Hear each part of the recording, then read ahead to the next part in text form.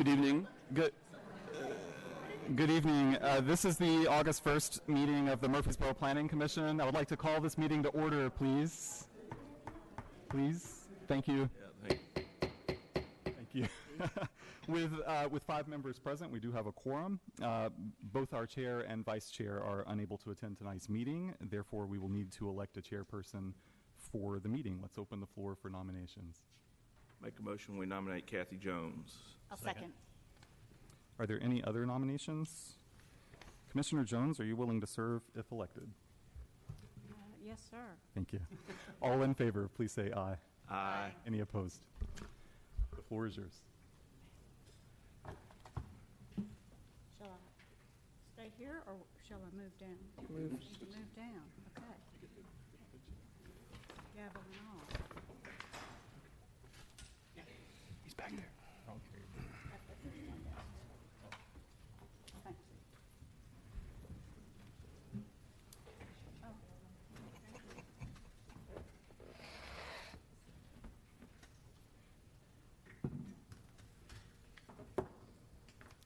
Good evening, everyone. So we will start with our first public hearing tonight, item A, which is a mandatory referral to consider the abandonment of a right-of-way located along Williams Drive. RBN Gateway Properties is the applicant, and Ms. Green. Thank you. Good evening, Chairman Jones and Planning Commission members. Our first public hearing this evening is to consider a very, very small portion of right-of-way for abandonment. The property is located, or the portion of right-of-way is the tiny little purple dot on the screen before you, and it's a portion of the Williams Drive right-of-way adjacent to lots 5 and 5A of the Waterstone Office Park. This is very, very near the Gateway Island Pond, and so that will help you orient yourself. The current road ends in a form of a T intersection, and since the development of the fountains, which is just to the east, we expect for a street to extend all the way through, so the little flare-outs of right-of-way are no longer needed. So on a case-by-case basis, as we see development of these lots, we're having the contiguous lots request the right-of-way abandonment that goes along with their parcel. You have reviewed a site plan for Lot 5, and that's that large lot. That's the one that has 2 buildings, and they were proposing to build one phase of it this year, and it's for a medical office building. And that was, of course, in the Gateway, so you've reviewed it for final design review and approval. We've done a study of this right-of-way, and as expected, we do not need to maintain that right-of-way. There are some easements in it, so we'll ask to retain any easements for utilities. Other than that, staff's suggestion is that we do not need this right-of-way anymore. You are required to hold a public hearing on this mandatory referral action because it includes public right-of-way, and then this item will forward to the City Council where there won't be a public hearing. They'll just consider your recommendation. Okay. Does anybody have any questions for Ms. Green or staff? Ms. Green, will this street eventually become a complete through street? Is there a sub-street that's going to connect to it, or do we think that it's just going to be a dead end there? And we believe it'll be a private drive that'll extend into, if the Fountains continues with its master plan, it'll continue into the Fountains development or whatever other development the city ends up selling the property to. So the public street part will end here. It'll transition into a private road, which will connect to the Fountains. okay. Okay. Any other questions before we open the public hearing? Okay, I'll open the public hearing in just a minute. Just general rules for our public hearings. If you have not been here before or participated, if you come to speak, you will need to give your name and address, just for the record, and you will be given up to 3 minutes to speak unless you are representing a group. If you represent a group, then you will have 5 minutes to speak. We ask that you make all of your comments to the Planning Commission and not to other members of the audience or staff. If you'll just make all your comments to us, we'll make note of any questions that you have, and we will answer all the questions, or us or staff will attempt to answer questions at the end of the public hearing. So with that being said, we will open the public hearing and ask anybody to come forward that would like to speak on this item.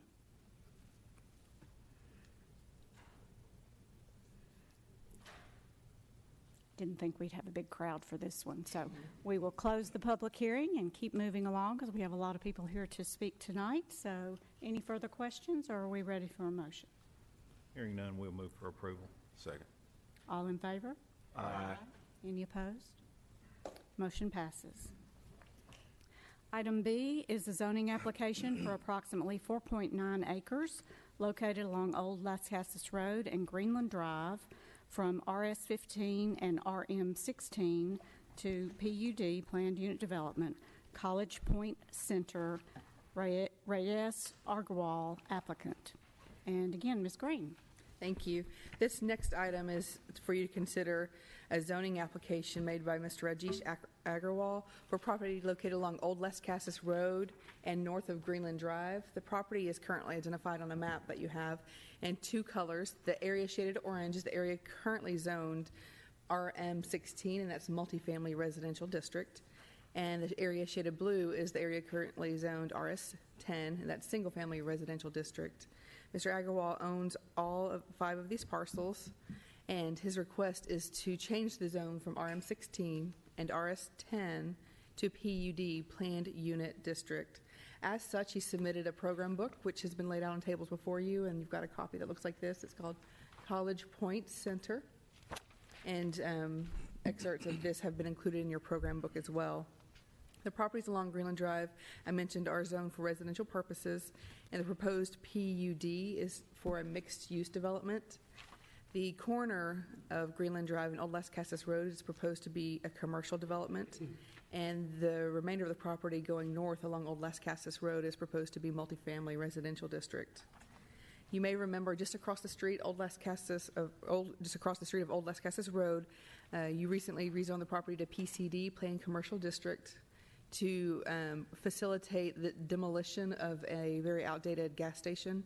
And if you've been in this area, then you would have seen that construction is currently underway of the liquor store that's proposed there. And the type of design that you approved there, of course, was much an upgrade from what was there before, but also has more of a student village set. And the student village is actually a term that I've taken from our comprehensive plan. It indicates that this area should develop as an urban mixed-use center, and that downtown typifies what's envisioned for the density and intensity of uses within this area, or the land development. The downtown retains the historic fabric and design of a traditional mixed-use neighborhood, and that this urban environment is characterized by taller, larger buildings that occupy most, if not all, of the site, and are set at the street edge with parking largely on street or within, screened by the buildings. Some of the elements that should define any development here is that the streets or other public spaces are framed by buildings with minimal front setbacks, and that's something that we see in the plan. That multi-story is encouraged in these buildings. The commercial building is 2-story, and the apartments are taller. And that there is an emphasis on pedestrian activity. I'm not going to go through the book yet. I'll answer any questions you have, but what I'm going to do is invite the representative of the applicant to the lectern who's prepared a PowerPoint presentation, and he'll go through the details of the proposed plan. Of course, if you have questions at any time, I'm happy to answer them. Mr. Clyde Roundtree is here in the audience, and he's representing Rajesh Agarwal, after which you should conduct a public hearing prior to making your recommendation. Thank you. Thank you, Margaret Ann. Chairman Jones, Commissioners, my name is Clyde Roundtree with Huddleston Steel Engineering. I thank you for the opportunity to represent Mr. Agarwal in presenting you College Point Center. As Margaret Ann mentioned, it's a very significant project, and the location it is, and had a chance to influence the Greenland Wine and Liquor Store across the street, and we had a lot of architectural emphasis on that particular building. And it's definitely an improvement for the old Quick Stack building that was there previously. But more importantly, it's really setting the tone. This project has had a lot of eyes on it from a city staff standpoint, and a lot of influence on design to make sure that that corner is really honored. Because of its location across the street from the stadium and the soccer field and this track, it's a high-profile corner in relationship to MTSU, but also really in relationship to the city. So it's been really kind of an honor from a design standpoint to get to be a part of this, because it's really a chance to kind of shape the future of how Greenland Drive is going to look, and also how Old Las Casas is really going to be kind of spearheaded at the start of the road from the university. So with that in mind, I'll just go through a brief presentation related to the pattern book. Just you can just look at the cover. It kind of tells a little bit of a story. But as Margaret had mentioned, on the front corner, really at the corner of Greenland Drive and Old Las Casas, is the retail section, and then behind it is the apartment complexes, and I'll go through the details on those. And I hope this goes ahead and triggers. As far as making the PowerPoint, do I need to just press the button? The over arrow is best. Or the over arrow? Right or left. There we go. Yep. Thanks, Margaret. And so, as was mentioned, just some of their adjacent relationships. To the east is apartment complexes that are already owned by Mr. Agarwal. To the north is a commercial building, a metal commercial building. To the west is basically open lots, but those are ultimately going to be some kind of a student-related housing and commercial. And then on the right-hand side, on the south side, basically bordering our property, are some single-family residences that are currently used for rental. The property closest to where the retail center is going to be is privately owned by an individual, an older man who's living there now. Mr. Agarwal has communicated with those homeowners with the interest of possibly on that land in the future, with the hopes that the commercial area can be extended down Greenland Drive as well. Adjacent zoning, as Margaret Ann mentioned, PCDs across the way. That's really kind of set the tone for the corner. And we know that commercial highway area has a lot of interest in possibly getting redeveloped along Greenland. So this whole district really could take on more of that student village kind of character that we're hoping for. And we feel like we're having a chance to really influence the architectural character of the development. So we're excited about that. Serviced by Murphysboro Electric and also serviced by City of Murphysboro Water and Sewer Department. This shows some of the adjacent relationships. If you look down on the top left-hand corner, those are apartments that Mr. Agarwal also owns. Further down the line, those are all white brick type of apartments, and they've had some architectural critique on them. So our buildings are going to be a lot more in character with what we're trying to shoot for with the gateway standards. At the bottom left-hand corner is a house that's kind of typical along Greenland Drive. They're basically one-story brick ranch houses. Right-hand corner does tell you, top right-hand corner shows that there's a little bit of a existing kind of vegetation along Greenland that we'd like to do our best to preserve. And it is at an intersection that is a traffic signal intersection. On the property itself, right now, it's basically a big pasture. Those apartments, as I mentioned, owned by Mr. Agarwal, already have a buffer in place, as well as on the top right-hand side and on the bottom left-hand side, there's an existing buffer that kind of screens those existing residences along Greenland. And the commercial building to the north is basically a metal building that will be bordering our property. The master plan shows 4 buildings. Each of those buildings will have, it's 96 units in total, each of those being 2 bedrooms. And then the commercial building on the corner will be about a 6,000 square foot structure. As Marty had mentioned, the goal on this particular project was to bring all those apartments closer to the road. And really the dream is that Old Las Casas takes on a real kind of urban scale, more pedestrian oriented, which would, it'd have street trees, benches. It would just really have a nice address to the street. And then all the parking is basically between the buildings or behind the buildings. So when you drive down Old Las Casas, you're not going to see a bank of parking, which is a real key in terms of the aesthetic character of the area. These are some images of the building as proposed. The materials are somewhat consistent with what we see a lot around here. That would be stone at the foundation, stone as an accent, 2 different colors of brick as kind of the primary building material, and then drive it on the soffits and kind of give it an architectural detail on the top of the building. Something I want to point out is part of our addressing the street was providing multiple entry points on the building. So you can see there's a lot of doors. For a typical apartment, you'd probably see 2 doors basically leading to some sort of an elevator shaft or a stairwell. We've modified the floor plans to allow all the ground level units to have some sort of pedestrian access. So it just takes on much more of a residential character than it would more of an apartment type of character. So just wanted to bring that to your attention. And that was kind of the staff's inspiration, but I think it really adds a lot to the character of the structures. These are some visuals, just perspective drawings that kind of show how the buildings will relate to each other, the internal circulation on the building, and again, how it addresses Old Las Casas. The commercial building is similar in character, all the same materials, has a lot of undulation in it, a lot of dimension, in and out dimensioning, so that really kind of creates more of a village type of character. One of the keys there is really projecting a second floor. The owner may have some second floor space. It really is not a two-story building. It's more of a two-story facade that gives the illusion of being a two-story. But that's really one of those requirements that Margaret had mentioned, that these buildings have a scale that feels more urban in nature and kind of gives you a really neat kind of street frontage. I'd just like to mention that corner, the corner section of Old Lascassas and Greenland. Our hope is to build some kind of a pedestrian plaza. If this becomes some sort of restaurant, that's where you'd see some sort of outdoor dining capabilities, some umbrellas and chairs, and really kind of bring a level of festivity on that corner. So that's our hope. We don't know who's going to be the tenant for this particular structure, so I know that our developer would love to see a restaurant come in that corner. And if it does, we have some room allocated for that. MTSU across the street had a lot of influence on the streetscape pattern, so there's a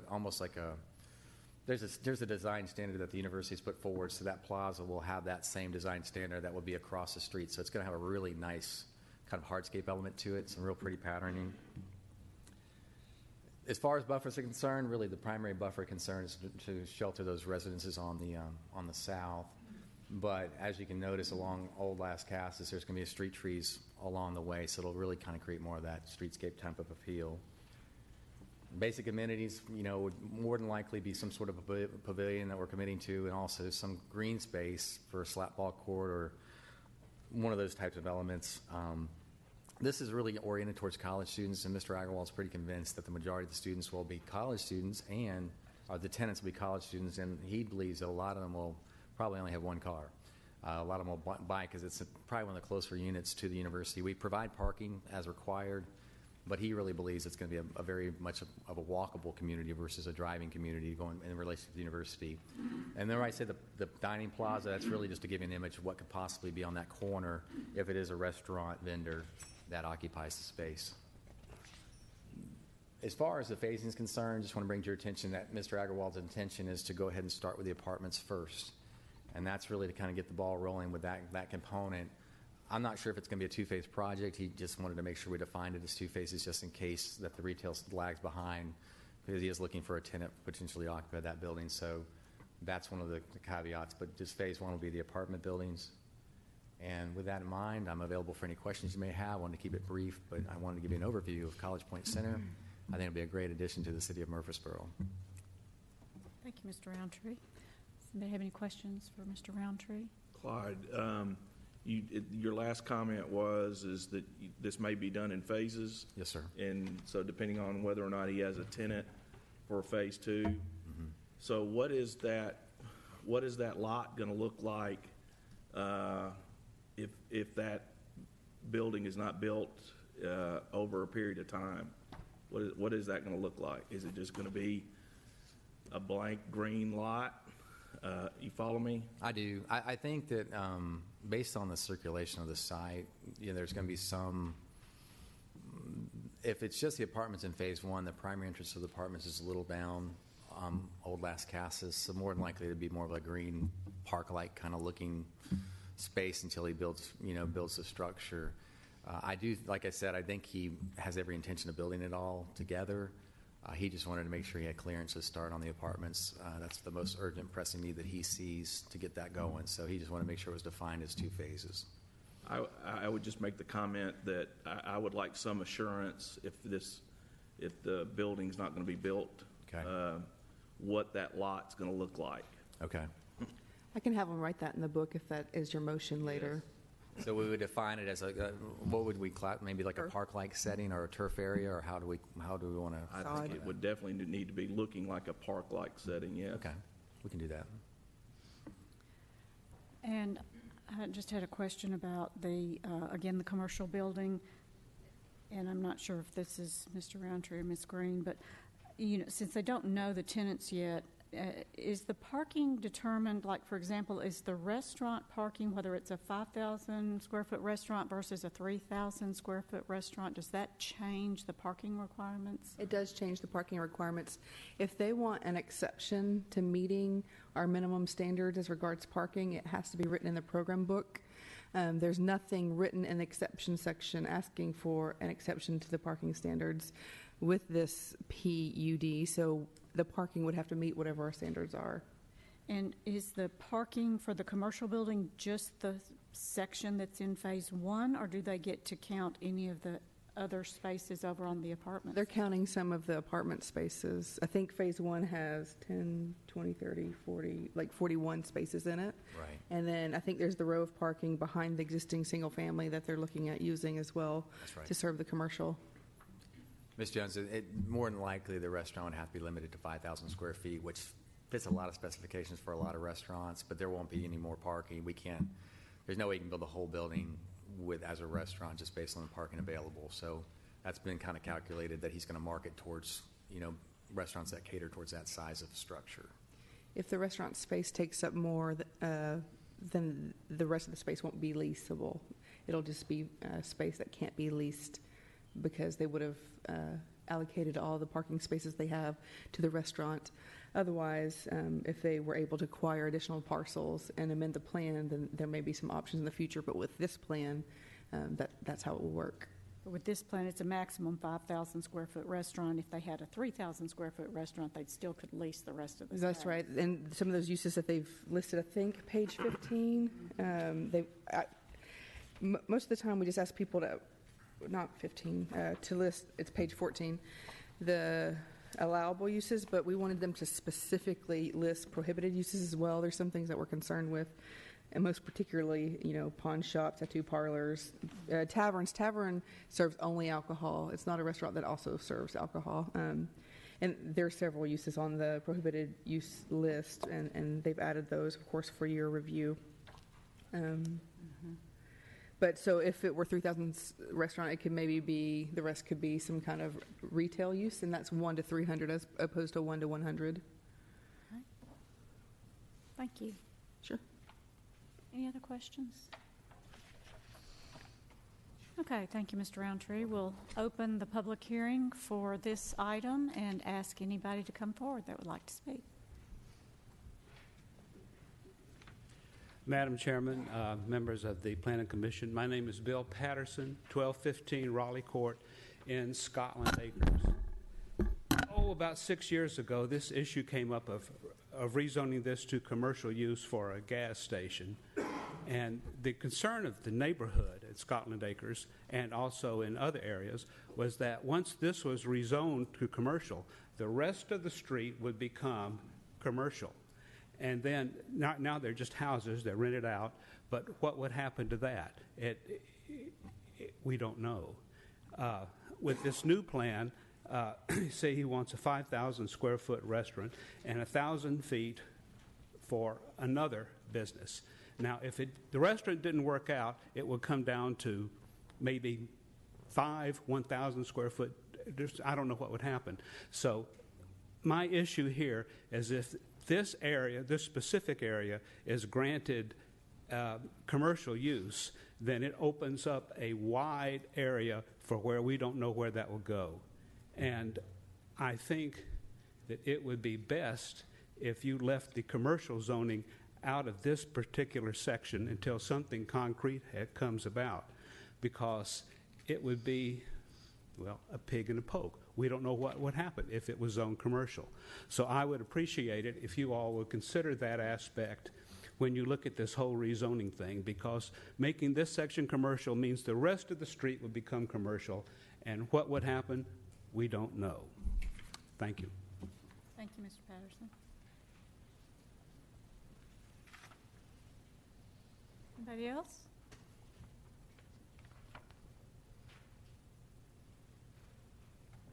Okay. How's that? Chairman Lamb always scares me to death. He goes, phew. So I can do it very lightly. Close the public hearing. Okay. Do we have any more questions, comments from the Planning Commission? Anybody you want to address Mr. Patterson's concerns at all on? Yes, my question would be, what does the 2035 plan have for this area? Sure. The 2035 plan, Mr. Patterson correctly remembers that several years ago there was a request from Mr. Agee to rezone this property CF or CH but the intention was for a gas station. And at that time, the Planning Commission said that they believed the commercial should stop with Old Las Casas Road. Since that time, the city has developed the Murphysboro 2035 future land use map, and I have an excerpt from that map on the screen. It's sort of small, so I hope that you can read it, but you can see the areas shaded in pink are the mixed-use areas, and the 2035 plan has specifically identified this area as what they refer to as a student village. Their analysis of our community was that, particularly around the university, the university is underserved with mixed-use, walkable-type uses and housing arrangements. We do, of course, have apartments going up and down Old Las Casas Road, but they tend to be that typical style of apartment that you see just about anywhere in our community. Of course, a lot of them are older, and we don't see that much anymore. But the development type that they referred to, they said, promotes regional pedestrian-oriented mixed-use centers with integrated complementary uses, with convention, assembly, and/or parks and public spaces that draw visitors from surrounding neighborhoods and communities within the region. We've asked for them to do an extensive plaza in front of the area identified as commercial, to, even though it's private property, to extend that public space, so not just have the sidewalk that you would see, but to have an actual plaza. And we think that would be a good use if the restaurants maybe had seating out there, or something else that produced gathering spaces. We also asked for them to do a plaza, just like we asked for the liquor store across the street, to mimic that entrance, because this is right across from the university.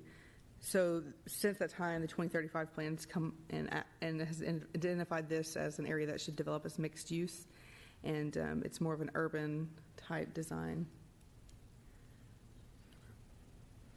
Thank you. I live in Mr. Patterson's neighborhood, and I think one of the comments that Dr. Ben Jamison made at the last public hearing was that this site, so many people come to Murphysboro, and this is what they may see because they interact with the university, and that may be the only time that they come to Murphysboro, or the only spot that they come to Murphysboro. And so we want this corner to be somewhat representative of who we are. I'll be quite honest with you, I'm pleased with the fact that we've got a planned development. We know what it's going to look like, and to your point, Mr. Patterson, we are in a position to know what we are definitely not going to get, because it's not blank zoning. We know what the prohibited uses are. So I am, as long as we've got some assurances of, if this corner is not built on, what it's going to look like, I am definitely for this project. Yeah, I'll follow up on where Ken's coming from. I think so many people come to spring fling and MTSU basketball and MTSU football games, and the first thing you see when you're pulling out of that parking lot is this corner at that intersection. And I think it's very important that we understand that when you have a planned development, you know what's going to be there. There's no concern about a gas station or something mysteriously popping up. It's what's in this plan book. And so I think there's an opportunity here for a development very similar to what has happened at what is the boulevard on the corner of Main Street and Middle Tennessee, and which has been quite an asset to that community. It's a restaurant that's within walking distance. It's a sit-down restaurant. I really haven't heard a whole lot of complaints about it, other than a lot of people compliment on how attractive it is and how it has helped the thoroughfare there. So I absolutely think this is a very good plan, and I think it'll be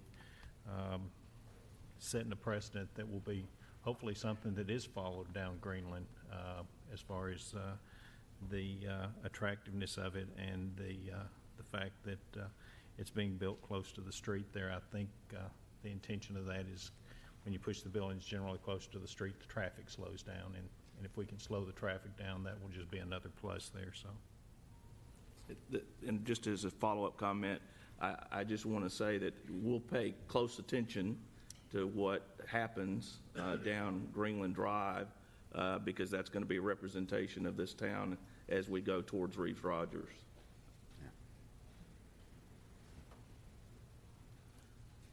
With that, I'll make a motion that we approve, subject to any and all staff comments. Mr. Halliburton, how would you like me to handle the comment about that corner being green? Would you like for me to work with them on a plan and present that to the city council, or do you want it to come back to you? I think you can work through that. That would be fine with me. Okay. And Margaret Ann, by the time it gets to the council, we would like for it to be in the book. That It will be. As a park-type environment, if something's not built on that corner. Because one thing we don't want to do is just look like an open construction site. Exactly. That's what. Not that that would look any worse than what's been there the last 20 years. Yeah. But I didn't mean to interrupt. I just wanted to make sure I understood what Yeah, you... no, you're fine. Okay, so I think we have a first and a second, and all in favor? Aye. Aye. Any opposed? Okay, thanks very much. Our next item is annexation plan of services and annexation petition for approximately 3.2 acres located along Spring Cove Drive, Tomby Court. Christopher and Karen Young applicant. And Diana. Yes, this is an annexation and plan of services for a single-family residence. It is adjacent to the current city limits. They are wanting to connect to the city sewer, and that's why they're asking to be annexed. While we're in the area, we are picking up the right-of-way on Tom B. Court. All the properties located along Tom B. Court are within the city limits, but that right-of-way is in the county. So we're just wanting to pick that up so that the properties are within the city are on a city street. And you need to conduct a public hearing for this. Okay. Any questions? Okay, we will open the public hearing for this item and ask anybody to come forward that would like to speak. Good evening, Madam Chair and ladies and gentlemen of the Planning Commission. My name is Chris Young. This is my wife, Karen, and we are the property owners at 4734 Spring Cove. We purchased the house in 2013, fall of 2013. It's a lovely log home that was built in the early 1980s. Within that first 2-3 months of living there, we started having some septic issues. Nothing's backflowed into the house, but tank filled up, mostly gray water. The previous owner had, I say, sabotaged the alarm to pass code and not whatever. And so we had no idea that this was taking place. Once we found out what was going on, guys from Hiller came out. Tim is the guy who's been graciously working with us, and said that the flow lines were either plugged or whatever, but that he could blow them out. They did that. It solved the problem temporarily. Within a year and a half later, we're back to square one. This time, they uncovered the main line and basically rebuilt it. Still said that the leach lines were probably not in good shape. He had the county soil guy come out, said the soil wasn't very good. It's a low pressure system, so it operates with a pump. We burned 2 pumps up. They're $300-400 a piece. And so in my conversations with Tim, he says, you know, your best alternative is to apply for annexation and get hooked up to the city sewer. And so this last spring, when we had all that rain, started noticing the problem again, and that's when I contacted Matt Blomley. I've talked to Valerie Smith down at the city sewer place, and we've talked extensively about the process. I had Hiller come out yesterday, did the determine what the fall is. That's all good. All the lines, how long it's got to be. It's quite expensive. I'm not very happy about that. But that's kind of why we're here. I do have some concerns, and I've talked to most all my neighbors. They've been calling me the last couple weeks.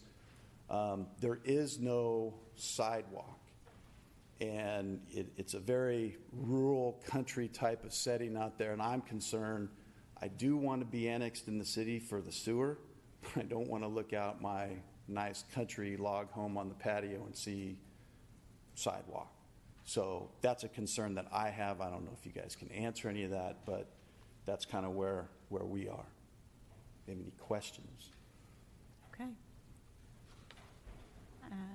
Anybody have any questions for Mr. Young? All right. That's just the easement, the right of way. And I did talk to Ms. Smith, and she said they normally have a kind of running agreement that when you connect to the city sewer, you have to pay for running it to the next lot. And she says that they have an agreement now, at least they said with me, that I'm granting them that future easement should my next door neighbor want to do it. They're not going to require me to do that now, but if the neighbor beside me wants to do that, then that will be done, and I'm going to grant that easement. Yes, sir. Okay. Thank you. All right. Thank y'all very much. Anybody else?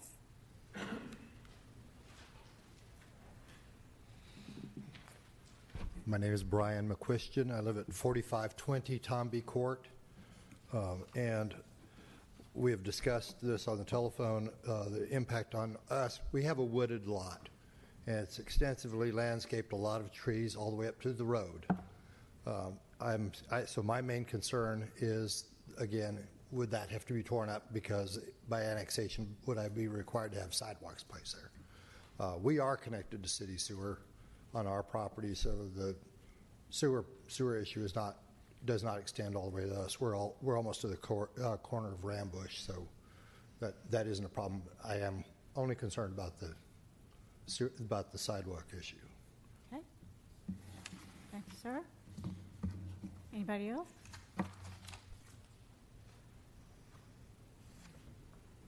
Okay. We'll close the public hearing. And I'm going to guess, since I live in a house that's been in the city for a long time and didn't have sidewalks, and it still doesn't have sidewalks, that they don't have to worry about the sidewalks. But, Diana, I'll let you confirm anything. Or Mr. Huddleston, if you're going to...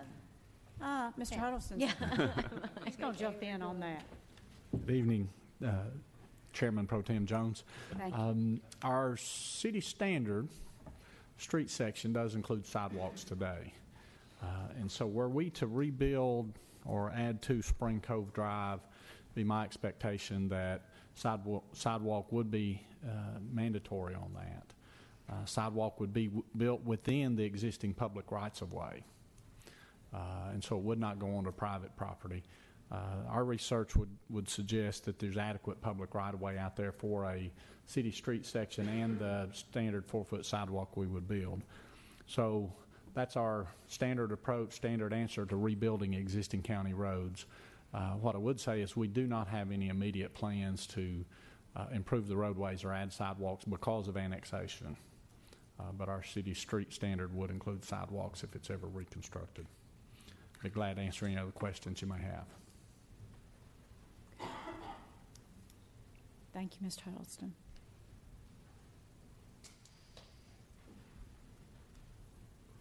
Okay. Any questions? Or if not, we're ready for a motion. Move for approval, subject to all staff comments. Second. All in favor? Aye.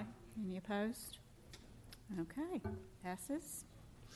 So we will move on to item D, the annexation plan of services and annexation petition for approximately 9.98 acres located along Veterans Parkway. Barfield Baptist Church is the applicant. Mr. Blomley. Good evening, Madam Chairwoman and members of the Planning Commission. First of all, before I get going with this presentation, I'd like to make an announcement if I could. Absolutely. We have some exciting news regarding our department.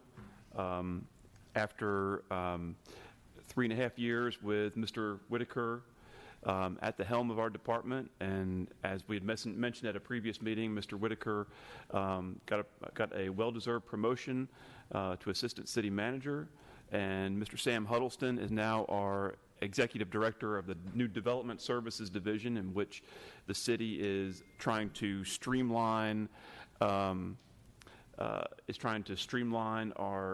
process in all facets of the departments providing services to the development community and to the citizens that are affected by the development community.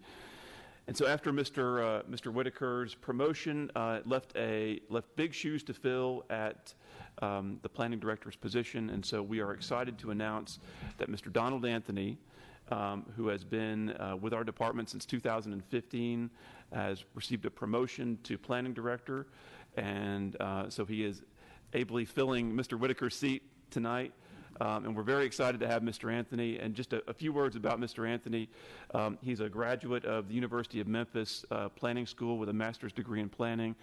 He's worked for several communities, city of Conway, Arkansas, the city of Memphis, the city of Franklin, where he was a planning supervisor there before he came to Murphysboro. And as I mentioned, he's been a principal planner with us since 2015, making great contributions to our department, and always very knowledgeable, and always great to bounce ideas off, and is just a joy to work with. And so we're very excited to announce Mr. Anthony as our new planning director. Thank you, Matthew. And I can go home now. yeah. We're very excited to be working with you, Mr. Anthony, and congratulations. All right, Mr. Blomley. Now back to the business at hand. Our next item is the annexation plan of services and annexation petition for 9.98 acres located along the north side of Veterans Parkway. Barfield Baptist Church purchased this property in 2016, and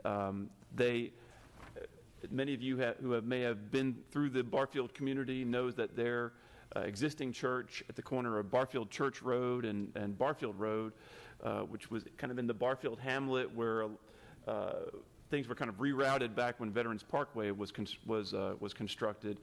They've been at that location for decades, and so they are outgrowing that church location and have purchased this property along the north side of Veterans Parkway, which is directly adjacent to the Southridge subdivision. When they purchased the property, they went before the County Board of Zoning Appeals, received a conditional use permit in the county to develop their church facility on the property back in 2016. As they have, as their vision for the property has progressed, and as they have really delved more into what they want to do, they have researched the availability of sewer. And sewer is a short distance from the property, and so they've been in contact with our Water Resources Department to find out what they would have to do to bring sewer to the property. And so they desire to develop on city sewer, and so they have petitioned the city for annexation. The plan that they want to move forward with is substantially different from the plan that they had approved by the County Board of Zoning Appeals. So if it is annexed into the city limits, it would come in with an interim zoning classification of RS15, and because the plan would be different, they would have to go back to our Board of Zoning Appeals for a special use permit. The plan of services has been completed and is in your agenda packets. It's directly adjacent to the existing city limits to its south. Barfield Crescent Park is to the south of the subject property and across Veterans Parkway, and the right-of-way of Veterans Parkway is actually in the city limits. So no additional right-of-way is included in this study. The majority of the complement of city services could easily be provided to this property if annexed, as the existing city limits are in such close proximity to the subject property.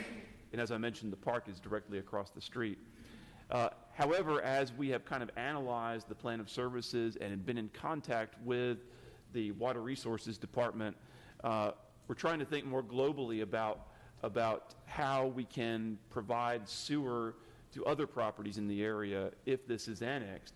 And so we're kind of working out some details with the church and with their representative of the best way to provide sewer for the church, but to also make provisions for providing sewer the most practical way possible to the large tract directly to the west, which is about 26 acres. Especially with the fact that the sewer connection to the church would require a bore under Veterans Parkway, and if we don't if we don't adequately plan for serving the property to the west, we would be looking at a second bore under Veterans Parkway. So the long and short of it is we're still working out some details with regards to providing sewer to the property and making sure that it's done in the most practical way possible, and the manner that would benefit the area in general as much as possible. So with that being said, we contacted the church's representative this morning, and after the public hearing, they are in agreement that the Planning Commission should defer this item. But we have advertised the public hearings. We wanted to go ahead and hold the public hearing and just defer indefinitely until the sewer issues can be worked out to the satisfaction of the applicant and the city. I'll be happy to answer any questions with regards to the annexation request and the plan of services. And Mr. Nathan Melson with Civil Infrastructure Associates is in the audience tonight representing the church as well. Is there any, does he need to come up and speak, or are we just as part of the public hearing? I think he's just here if you have any questions for him. All right, any questions before we open the public hearing? All right, we'll open the public hearing. Anybody that would like to speak on this item, please come forward. Good evening. My name is Chris. I live at 2502 Barfield. Chris Martin, I apologize. I grew up in the Barfield area. I'm actually the third generation, and my daughter will be the fourth generation. My mother lives at 4012, and I have spoken with her, and I've spoken with several neighbors. Growing up in the Barfield community, the current building that they have is very well maintained, and from what I gather from our neighbors, we would love to see the church come in, and we think it would be an asset to the community. We do have a couple of concerns. He had spoken about one of them, which was the sewer, and we did not know that the plans had originally changed from what they had applied for, which kind of had all of us questioning, because they perked the site and then they got the site and then now it's changed. Our only major concern is if they go through the, and I know that we'll have other hearings and this has been deferred, but our concern is if this gets annexed into the city, there's nothing saying that they cannot then resell this property and it becomes something else, kind of like was recently discussed around the MTSU. Just we don't know what would be there. Again, we would like to see the church there, but those are just some of our concerns in the community there. Thank you. Thank you. Anybody else? Okay, we'll close the public hearing. And Mr. Blomley, you want to answer the zoning question that he Sure. As I mentioned, if it's annexed, it will have to go to the city's Board of Zoning Appeals. The city's Board of Zoning Appeals has the authority to place any conditions on the property that it sees fit in order to ensure the compatibility of the church with the surrounding residential uses. One advantage of it developing within the city is that it will have to comply with the city's new design guidelines, and that's from an architectural standpoint, from an open space and landscaping standpoint. And I think, so those are that's a benefit of it developing in the city as opposed to it developing in the county. As far as could they sell the property, I suppose that's always a possibility that it could be sold, whether it's in the county or whether it's in the city. If they did decide to sell the property and not develop it, it would have a zoning classification of RS15, and the minimum lot size would be 15,000 square feet for single-family lots with single-family detached homes on them. That's whether or not it sells or doesn't sell is not anything that we can guarantee. Mm-hmm. Okay. Thank you, Mr. Blomley. Anybody have any questions before we? But even still, if it were to develop as RS-15, it would still be held to a higher standard if it were in the city as opposed to it being in the county. So I think it's a win for you either way. Of course, if it's developed as the church, then it would still have to be developed to city standards. So, it looks like, as far as this piece of property is concerned, you can't lose. The problem that we foresee, and obviously you've already discussed it, is where the sewage line would come in and how the boring would take place and who would be responsible for paying for that boring under the roadway. This would be a tough one to justify the city paying for the expense of the boring if it went to their property only. So, and there's no doubt whether regardless of how the sewer is extended to the property, the burden of the cost to extend that sewer line to serve the property will be on the church to do that. Okay. We're looking for a motion to defer. Move for deferral. Second. All in favor? Aye. Any opposed?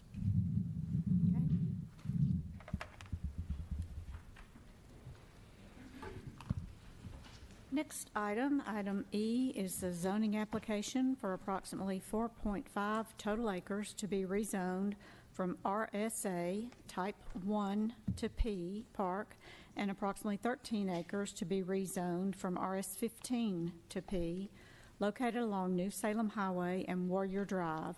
Mark Pirtle Gateway LLC and City of Murphysboro applicants. Marina. Good evening, everyone. The property is located along the south side of New Salem Highway, east of Barfield Road, and south of Riverwatch Court. The property does consist of two separate parcels. Ms. Green, if you could put up the map, please. It's up. If the cable department could put there we go. The property owner, Mark Pirtle Gateway LLC, is donating approximately a 13-acre parcel to the City of Murphysboro. And this parcel contains what is commonly known as Farmer's Lake. It is a water body adjacent to the dam that's located adjacent to New Salem Highway. The other three parcels are currently owned by the City of Murphysboro, and they are developed within the Stones River Greenway. So these are pedestrian, the greenbelt uses. The four parcels are located in the floodway of the West Fork of the Stones River, adjacent to the dam, as I just mentioned. Mr. Pirtle requests rezoning of the parcel from RS15 to Park, and the city's requesting rezoning of the other three parcels from RS-A1 to Park to accommodate the use that's consistent for recreational purposes out there right now. Adjacent zoning includes CH, or Commercial Highway, to the north, RM16 and RS15 to the east, which is multifamily residential and single-family residential, RSA1 to the south, and then there's unincorporated Rutherford County single-family residential to the west. The adjacent land uses include a vacant parcel, which is proposed for the development of a Dunkin' Donut shop, and that is located to the northeast of the property, and single-family residences to the east. There's the future land use map of the Murphysboro 2035 Comprehensive Plan does show all of this property as park as the most appropriate land use for the subject area. Park open space does include municipal parks, outdoor recreation areas, and open spaces. So this proposed rezoning is consistent with our 2035 comp plan. The Planning Commission will need to conduct a public hearing, after which it should discuss this matter and then formulate a recommendation forward onto the City Council. Thank you very much. Okay, thank you. Any questions before we open the public hearing? Okay, we'll open the public hearing and ask anybody to come forward that would like to speak on this item. Hi, my name is Lauren Earhart, and I reside at 1055 Warrior Drive. Can y'all put that map back up? So my house is the third parcel from where that little strip of the lake is. Yes. And then Cleta Brooks lives right next to us. So if you notice, our property lines go halfway into the river. So our concern is that if we make this park, then, you know, the people that are getting in the kayaks, they can pull up on our property. I work in insurance, so I know the liability of it, and we're just really concerned that it's going to open up our backyards, basically, and I have small children, to anybody and everybody in the city. I would like to know what would be on this park area. Would it be like a playground or a pavilion, or what it would be? Do you have anything? That's it. Thank y'all. Okay, thank you.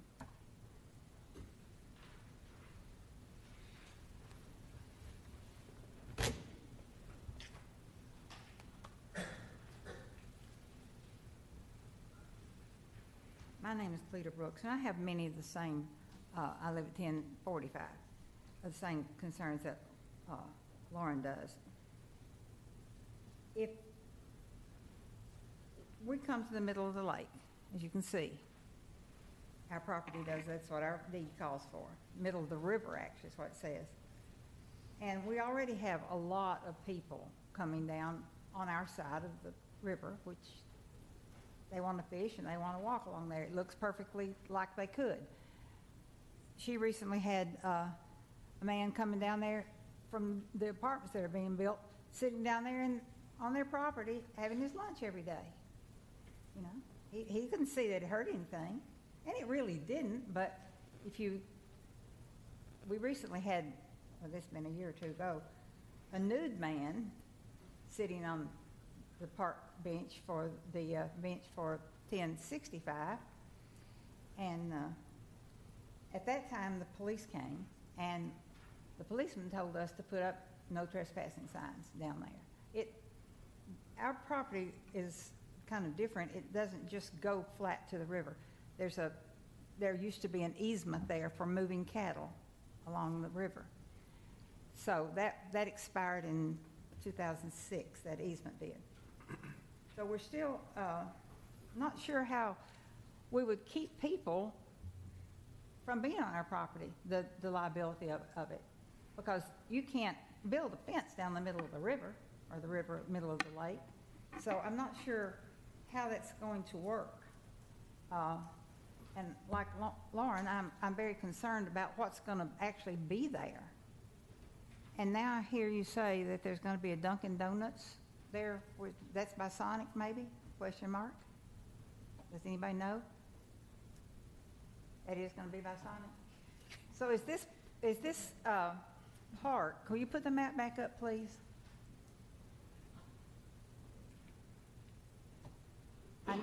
They told me today on the phone that where that little blue line comes out to Warrior Drive, that is going to be a drive into the park. Now, is all that blue area going to be park?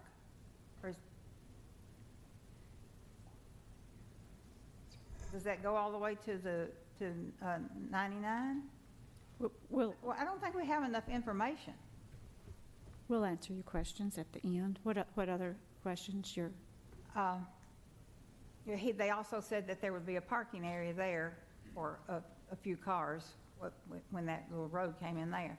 But we already have a big problem with traffic on Warrior Drive, as everybody knows. And now they're talking about extending what road it is over to Rutherford, over and coming out on Warrior Drive.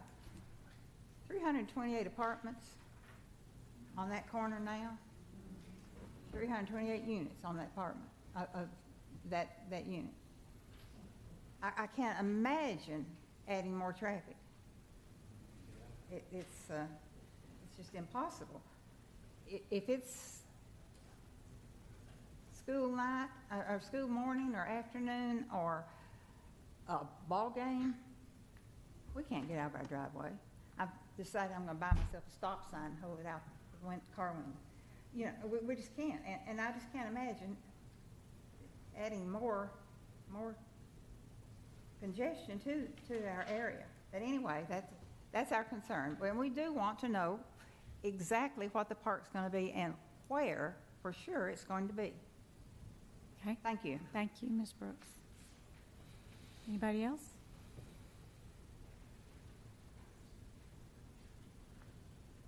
Okay, we'll close the public hearing.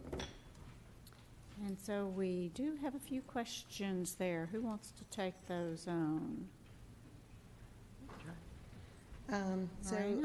One of the questions is whether or not that's going to be a park. At this time, there are no amenities that are proposed. It's just the rezoning for the land use that's out there already. So the amenities that are existing, which is the trailhead, the trail that's on the west side of the property, that's also proposed for the rezoning that the city owns, are the ones that are there, and they're the ones that will be there tomorrow. So in terms of any future uses or plans, those would be brought through the Parks Department, and there isn't anything proposed at this time. Okay. Mr. Huddleston, did you have something to add to those comments? Yes, Mrs. Jones, you might have to prompt me, Certainly. remind staff of a few of the questions. I made a few notes. I think there was a question about access to the river. And yes, so the blue area that we were seeing up there, and the little finger that comes all the way down, so it looks like, is that blue area, the finger part, is that going to be zoned park? And is that part of the river, or is that part of their backyards? So and again, looking at the map, the property that you see with the donation of by Mr. Pirtle, and that has happened or is pending, Mr. Ives? It's pending. We have not yet received the deed, but it is pending. So when you look at the purple area and the blue area together, that would be city-owned property. A portion of that would be obviously underwater in the river. And the two speakers were right. Their properties deeds do go to the center of the river. But then the balance of that would be city-owned property. As you know, across the river from that is Stones River Greenway Phase 3. And so we do have a recreation and a park facility already there. We have an overlook there. Sterling, the Farmers Lake, is something that we've looked at and programmed and master planned as a part of our Greenway, Blueway, Bikeway master plan. And so we have anticipated the blue area being a part of a park facility that would complement our blueways, allowing access to the river, allowing use of the river, and then also complementing our Greenway Trail through there. This is a water of the state, Stones River, at that point, West Fork Stones River. It's a navigable water also, which gives it a little bit higher status. It means that it is usable for navigation. It is a bit of a tricky subject about the land owners adjacent to the river, and can people, stop there and fish on their land and tie their boats up and get out. And my view on that is that would generally be considered trespassing. You don't have a right, if you're on the river, to actually be on someone's property adjacent to the river. But we do believe there's an established right to use the river for navigation and recreation as a navigable water. Our concept plan for that has been and Mr. Pirtle has, I do believe, and I'm going to look at Mr. Ives and see if he will confirm this, and maybe Ms. Rush, but I do believe he made an agreement to provide some improvements on that property, including an access drive and parking and a trail that would match that concept of a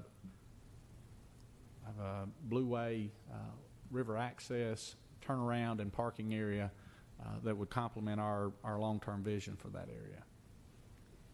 So basically... That is correct, Mr. Huddleston. Oh, I'm sorry, Mr. Ives. The area that we're talking about then, it's the blue and the purple, is that under basically the waterway right now? A majority of it is. Actually, the stem that goes to Warrior Drive is not. It's a 50-foot, that's real dry property, and that would provide us the place to construct an access road. Is it 40 feet wide? I'm trying to remember. I think 50. It was 50. I believe it's 50. Wide, yeah. Yes, I think that's one of the things that we. I'm sorry, I'm interrupting. Go ahead. No, I'm sorry. We've discussed this in Parks and Recreation meetings, and within that 50-foot strip, we're proposing that there will probably be a very narrow roadway with parking probably on one side of it with a turnaround at the end of it. And the intentions of the use of the property is primarily, or the lake really, is primarily for kayaking and recreational kayak use and that type thing. And even some training classes and stuff on water safety. But there's not a plan in place that has anything designed to go across the back of your property. Everything's designated down more towards the lake area and not so much up the river. And I think I would confirm that, Mr. Smotherman, that it's really the plan, the intent would be behind the apartments and then beside the apartments, and really enhancing that access. It's certainly a very critical piece of property where it is with the Farmers Lake there. It certainly has a lot of opportunity for our Parks and Rec department and then for the citizens of Murphysboro to use and have access and be provided that resource here in our community. So we're not really rezoning any part of their property? That's correct. This would just be properties that the city has or will have. Currently, I think, again, Mr. Pirtle still owns that property, but we do have a contract to transfer that. And one thing that I did want to mention is that the proposed use is permitted by right, whether it's in RS-15, which is the zoning district that it's currently zoned, or park. There are several benefits, though, to the rezoning of the property to park. First of all, as Ms. Rush mentioned, it's consistent zoning with our land use plan. Second, it also provides consistency with the use, being that park is allowed, or the use is a park. But third, and kind of what prompted this request is the RS-15 zone requires some more stringent development requirements, specifically for the Dunkin' Donuts with regards to buffering, signage, and those types of things that would be appropriate if it were actually abutting single-family residential uses. But since the property is actually not being used for single-family residential uses, the park zone and the regulations applying to the commercial development adjacent to it would seem more appropriate if the park zone was there to actually mimic what the use is proposed to be. I think I might just add one more thought too. Then, Ms. Jones, you asked if the blue and purple are underwater, but there's a 50-foot strip behind the apartment complex that is riverbank that become a part of that as well, and it does a couple things for us. It preserves that riverbank for a stream bank protection buffer, which we think is good for water quality, but also gives us an opportunity to create a trail through there. There's an existing stone wall through there, an existing drive, maybe the cattle drive that one of the speakers spoke about, maybe that was used for access along through there. It's a pretty well-developed roadway through there now. Right. There is a pathway there, and it's going to be improved to make it a better walking trail. Thank you. And I think the one other thing, if it's possible to pull the map up and just point to that parcel with where the Dunkin' Donuts has been. Yeah. Cable department, if they'll pull the map up. Question they had. Here is the Dunkin' Donuts. You reviewed the site plan last month. Or no, yeah, you reviewed the site plan last month. It was on consent agenda. Okay. So I guess going back to their comments, my biggest question is then, and this may not be the time to speak to it until we actually see a site plan, but logistically, how do we limit access to a person's private property based upon this, not so much zoning, but the plan that would be put together in the end? I mean, that would be my concern of how can we, will we, What will we do to limit access to their property? Yeah, I don't know that I've got a good answer. Or any change, because anybody can use that river today. I mean, But we're providing access to a roadway and a parking lot where people are going to be getting out. I mean, I'm just. Yeah, and I think, Mr. Halliburton, the idea that we're going to make a change in the land use there probably needs to prompt staff and Parks and Rec to look at those impacts. We would landscape and buffer and do some other things, and it is an awkward spot there to be talking about fences because it is in the floodplain, and sometimes those don't fare very well. But certainly would be a design element, I think, that we'd want to look at as far as impacts on adjacent property. And there might be some reasonable things that we could do: private property signage, no trespassing signage, some type of hedgerow or landscaping to deter it. At the end of the day, occasionally that's a policing action that we need to help with the police department if there's a routine problem with it. But I think we should certainly at least be alert to the issue as we work through those plans. Will that site plan come before us or not necessarily? That site plan to be an administrative approval, it will have to comply with our zoning or our site plan requirements for the type of use it is, but it would not routinely come before the Planning Commission for consideration. Could be an administrative approval. And I think that's... It will, however, come before the Parks and Rec Board. As a just like at our greenway, where people put in kayaks and things and go up and down the river, and they can stop, I mean, that's up and down for that whole length of the whole greenway. I mean, all the properties that are along through there that... But that's a blue waste system, and it's open to the public for use. And right. But when they step out of that canoe onto the golf course at Stones River or into someone's backyard, they're trespassing. Correct. So then it becomes a policing action. So it's not anything, I don't think, that you can legislate from up here. I think it's more of a situational scenario of if a problem's occurring, then we need to address it. But it's almost, it's not any different than if it were to happen tomorrow and someone were to come down the river and come up into your backyard. It doesn't change that at all. Yeah. Okay. Mr. Chairman, if I might, there was a question about how far the park area goes, and it actually would go to the dam that is right at the right-of-way for Highway 99.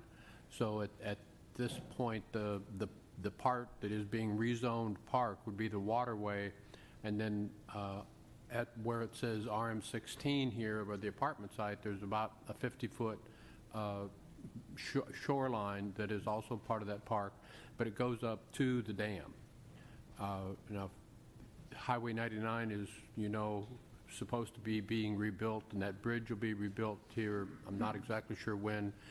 We, the city, will be working with TDOT to attempt to make some improvements around the dam that would facilitate the usage of kayakers, canoers. But that's at the far, I guess that's the northwest corner of this property, around the dam. It would not be anywhere near your properties. Thank you, Mr. Ives. We'll probably call the planning department tomorrow, and I think they can probably answer any of the rest of your questions you still have. All right. Any other questions from the Planning Commission? If not, we're ready for a motion.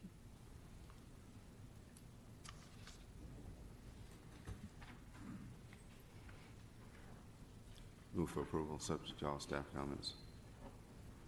The motion, is there a second?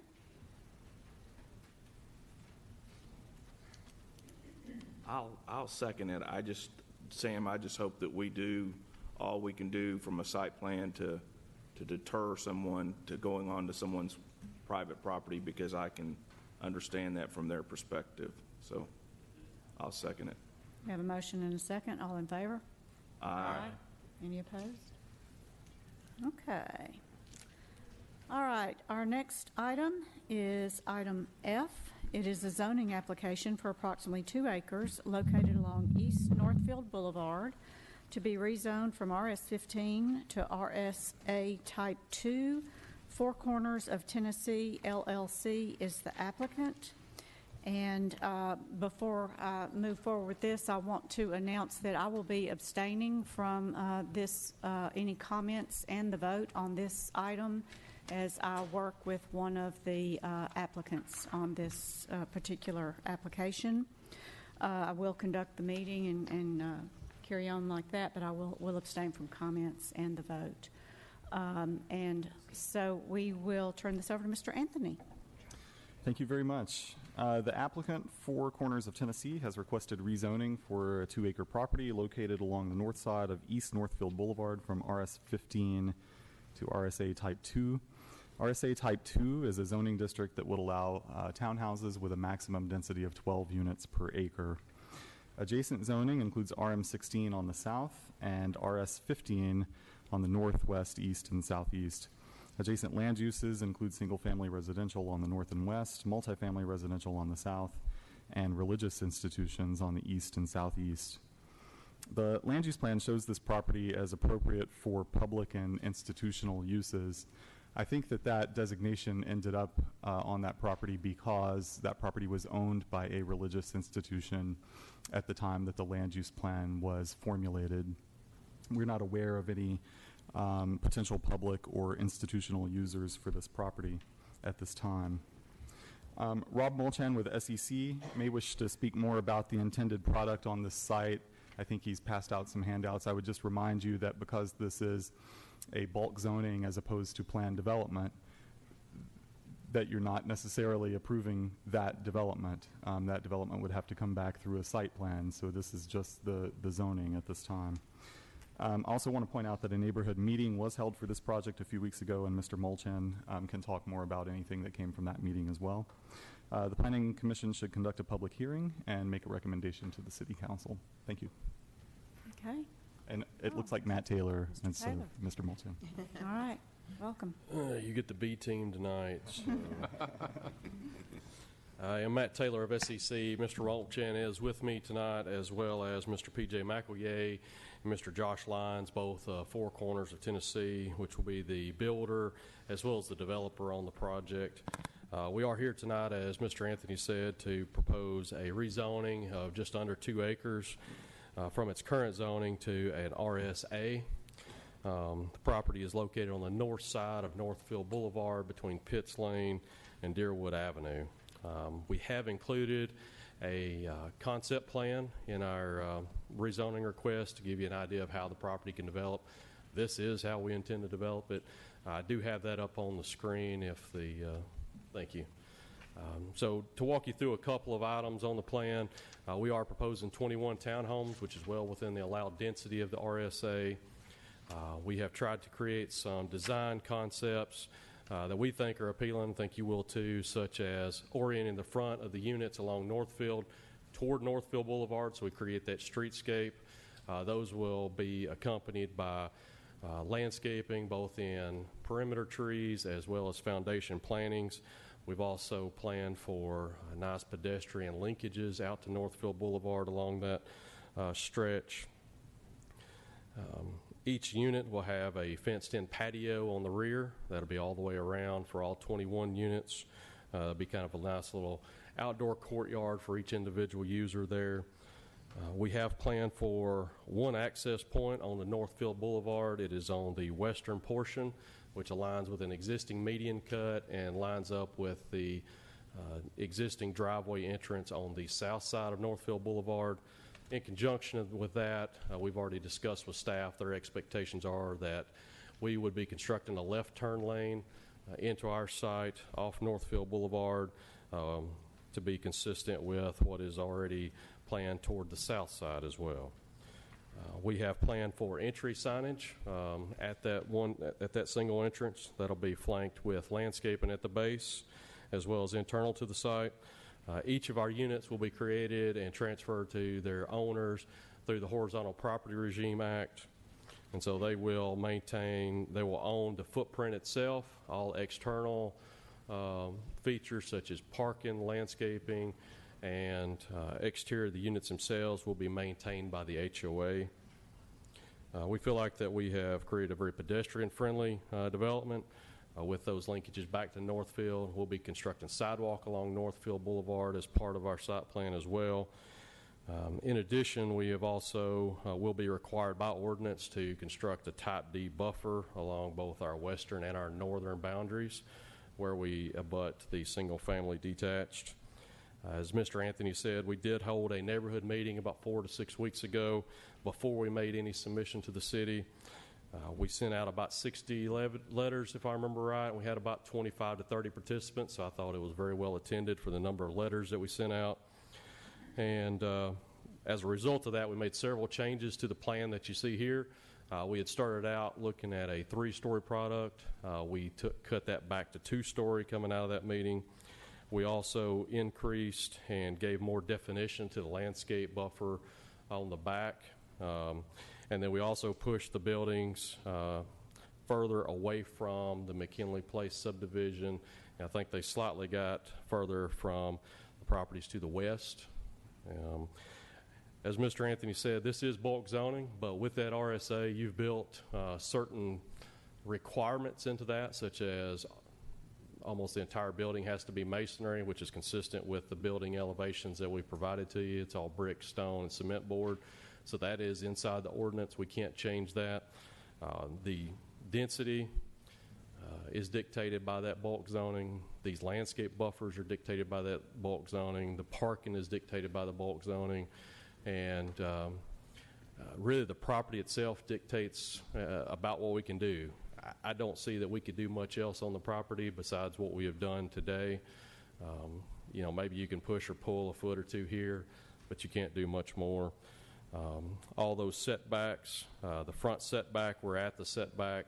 The actual side setbacks are 5 feet for the RSA, so I guess we could slide the buildings closer, but we also have to respect those same buffers as well. And then in regards to the comprehensive plan, as Mr. Anthony said, we feel like that was established as a result of the current owner of the property. I believe that owner has owned that property and had plans approximately a decade ago for the church that never came to fruition. This property has been for sale for quite some time now. So we feel like this is an appropriate transition between the residential and Northfield Boulevard and the apartments that we see to the south. So I will be happy to answer any questions now or after the public hearing that you might have. Okay. Questions for Mr. Taylor before we open the public hearing? Matthew or Matt? Yes, sir. Mr. Taylor, can you tell me what the reason for the roadway it appears across the back of this property is? I mean, it doesn't appear to be parking. What is that? It's purely for an emergency turnaround for fire safety. Typically we would see that for a cul-de-sac or in the form of a cul-de-sac, but they also accept what they call a hammerhead. What's a hammerhead? And so that's exactly what that is. And whenever you have such a long dead end, over 150 feet, you've got to provide some form of turnaround. Gotcha. Also, before Northfield Boulevard was even built, I guess, and Quail Run was but a thought, rabbit hunted on this property. Never seen it when it was dry. It had water on it all the time. Okay. Is there any plan? I don't see any retention pond or detention or anything here to hold water. I mean, what's your water plan for moving water off this property? So this plan generally will flow toward the Northfield Boulevard. We have a system in Northfield Boulevard that we can connect to.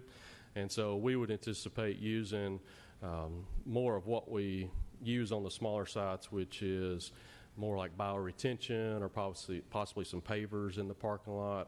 The pavers give a look, and they also provide a purpose in the stormwater.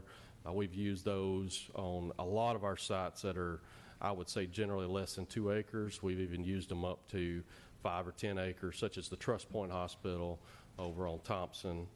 So we've got secondary type uses versus just a straight pond. And one last question. I know the neighbors are extremely concerned about this project, and Yes, sir. earlier in the meeting tonight, we discussed the benefits of having a brochure like this where we've got a planned development and we can look at it and we can say this is what's going to be built all the way down to the shutters. Yes, sir. This doesn't give us that assurance. Why did you choose to go this route versus this route? We talked about whether to go the bulk zoning versus the PRD route. We could do the PRD route. I personally believe that with the size of this property and the shape, the limitations on it don't allow you to do much else besides what we've shown. And with the protections that we've got within that RSA, as well as the new design guidelines and the requirements that come with both of those, we felt like that those provided enough protection for this particular property. Now, if you feel differently at the end of the night, we will certainly go back and reevaluate that. But I can tell you that my clients, what they have conveyed to me is that this is the plan that we want to build. And so that's what we've developed for them and shared that with you. Okay. Any other questions? I have one. No, sir. No. Sir. No. Wait till, when I open the public hearing, you can come up and speak then. You cannot ask a question from the floor. Thank you. Any other questions from the Planning Commissioner staff before we open the public hearing? Thank you, Mr. Taylor. Okay, we will open the public hearing. I'm going to remind us of what the rules of our public hearings are. We will give you 3 minutes to speak, unless you're representing a group in which you would have 5 minutes to speak. Again, we do ask you to make all of your comments directly to the Planning Commission and not to other members of the audience or the developers. And we will make note of all your questions throughout the public hearing, and we will answer those at the end of the public hearing. We also ask that the members of the audience that are sitting and listening, that you continue to sit and listen, not to cheer, clap, boo, any of those other things. Please respect the person that is up there speaking, and also respect all the other people that are here tonight to listen to this public hearing. So I thank you for that in advance. And I will open the public hearing and invite you to speak with your name and address and your questions or comments. I'm Dr. Michael Payne. My wife Kay and I have lived at 1601 East Northfield. That's at the corner of Northfield and Deerwood. And we have seen many changes. Northfield used to be gravel in front of us. Now, I want you to visualize something. This field, I can walk out my front door, take my non-dominant hand, and throw a pebble in it. So it's not like they're building something next to us. They might as well put it right in the middle of us. And several of my neighbors could do the same. And you've got my house, you've got this field, you've got the Church of Christ, and you've got Pitts Lane. You have any idea of the traffic we have to absorb on a regular basis when everything's going, and they're wanting to increase it. And as far as his 60 things that went out, I don't know who he sent them to, because our neighborhood didn't get them. I did get one June the 29th. The big problem was the meeting was June the 19th. They didn't give us much time to do much. We think it's going to be a monstrosity. It's not going to improve the looks of our neighborhood. No way. We've heard this before. We've been there before. We have a high quality of life. We enjoy the home. We wouldn't have stayed there 30 years if we hadn't. But listen, someone told me one time everybody in Murphysboro has to give for growth. Well, let me tell you what we've given. It was a gravel road, and then suddenly they built an apartment complex across from us. And they said it was going to be so beautiful that we would just worship it. And now it's Section 8, and we have vagrants coming through our neighborhood day and night.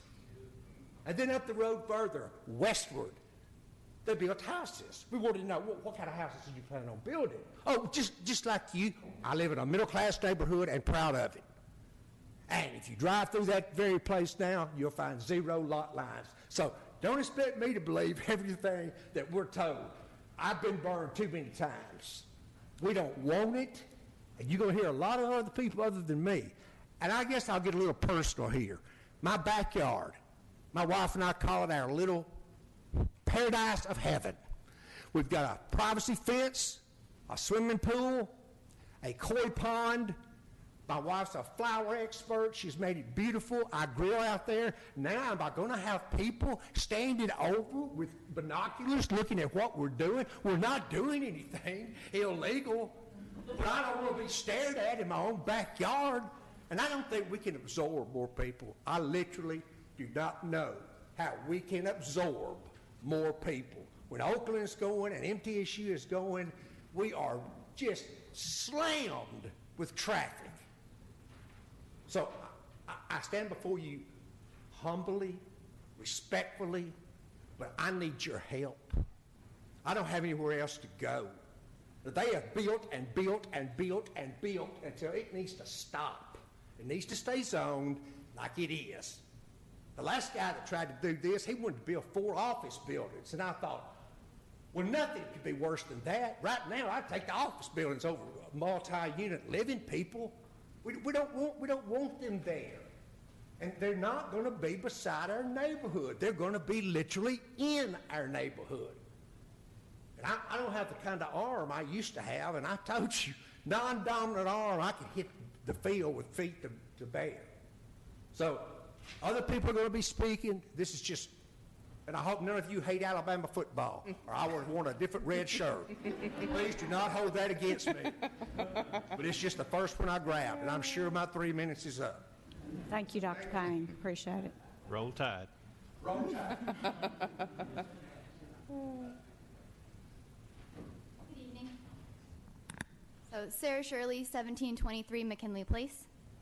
So first, I just would like to thank you all for the opportunity to talk with you tonight in regards to the proposed zoning change for the Northfield Boulevard. I'm the first representative for the residents of McKinley Place, many of whom are here with us tonight, and we unanimously oppose the zoning, or the zoning change, I should say. We are all of the same opinion that when we purchased our homes, we had the understanding that the property surrounding our subdivision was zoned RS-15, single-family unattached residential homes with relatively large lots, and that this would not change. We have written a letter stating our concerns, and it was emailed to you on July the 26th. I have brought copies with me, including the original with all of the original signatures today, which I can give you after if you'd like. While my fellow residents will reiterate some of our concerns presented in the letter, I briefly wanted to share my personal concerns.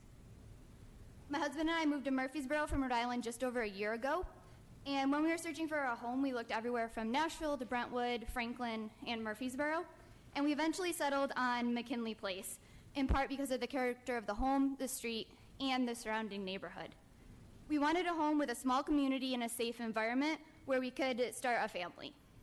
One of the important aspects for us was that the surrounding area was single-family residential and felt like a very safe and welcoming environment. If townhomes had been present in the lot currently under consideration, we more than likely would have never considered McKinley Place. A change in zoning will negatively change the character of the neighborhood that we are so excited to grow in. Please maintain the zoning of this property as RS-15. Thank you very much for your time. It's greatly appreciated. Thank you, Ms. Shirley. Should I leave these here? It's Carolyn. Thank you. Thanks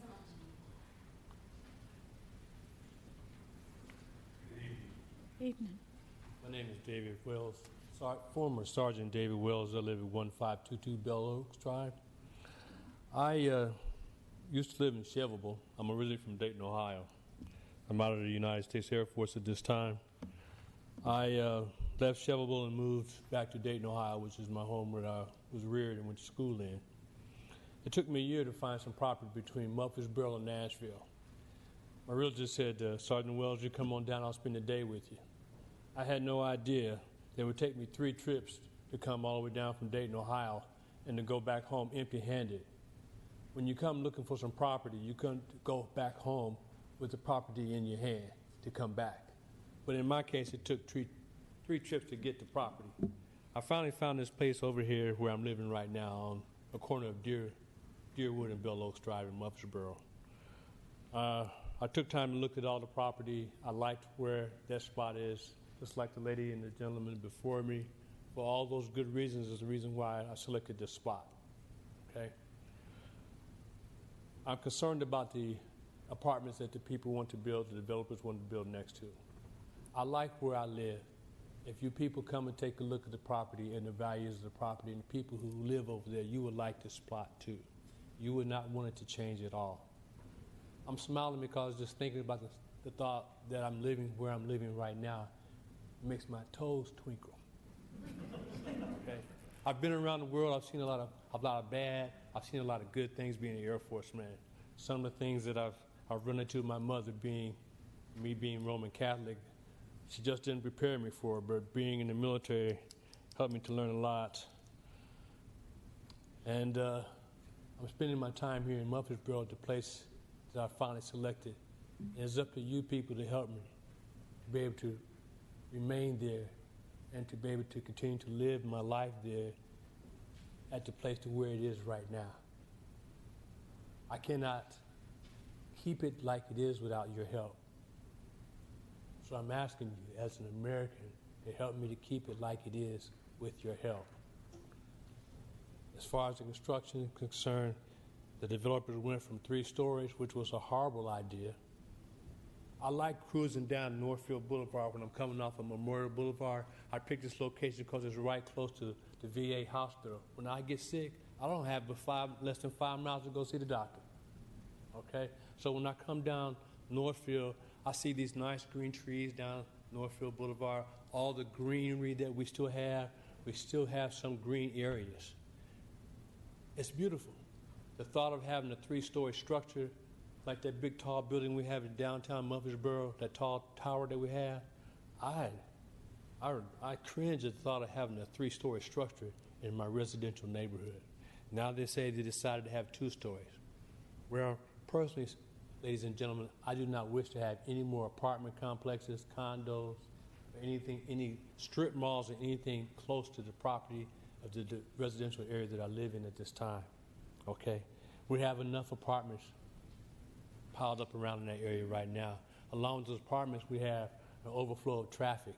It's horrible. We don't need any more. We're going to have problems. We have problems with wrecks and traffic congestion as it is. We need to keep this area residential. Please keep the zone as it is for residential. If they want to build some more nice houses, people will come running. If the houses cost $500,000, people will come. You build it, they shall come. People want houses to live here in Murphysboro. We don't need any more townhouses or apartment buildings. You build some homes, people will come, just like I did. People will come, okay? I just want you to help us to keep it residential. Thank you very much. Thank you, sir. Thank you for your service to our country. It's good to be back home, trust me. I bet. America has I problems. bet. This place is all right.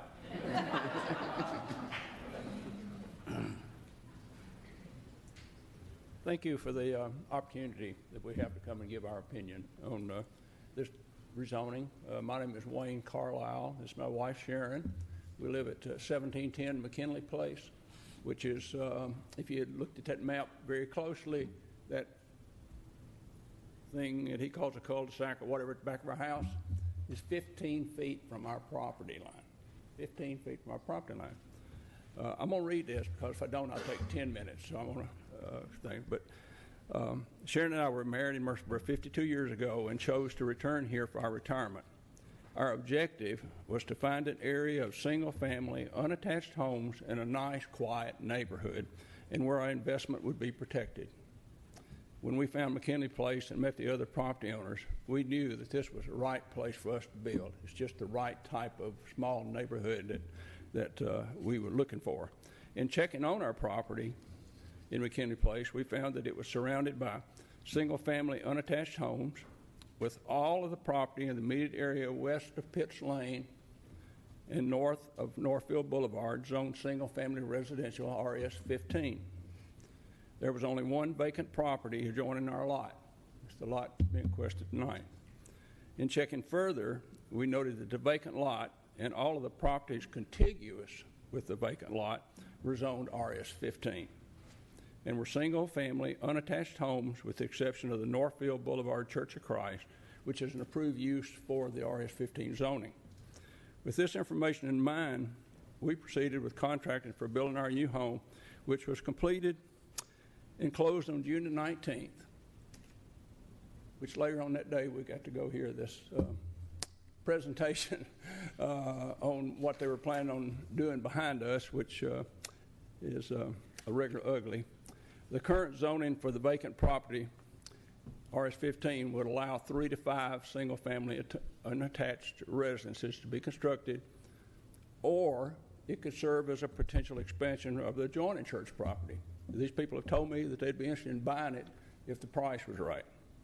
The requested rezoning of our RSA Type 2 is very different from the single-family unattached homes and would allow up to 21 attached townhomes, which are similar to apartments, to be constructed on the property.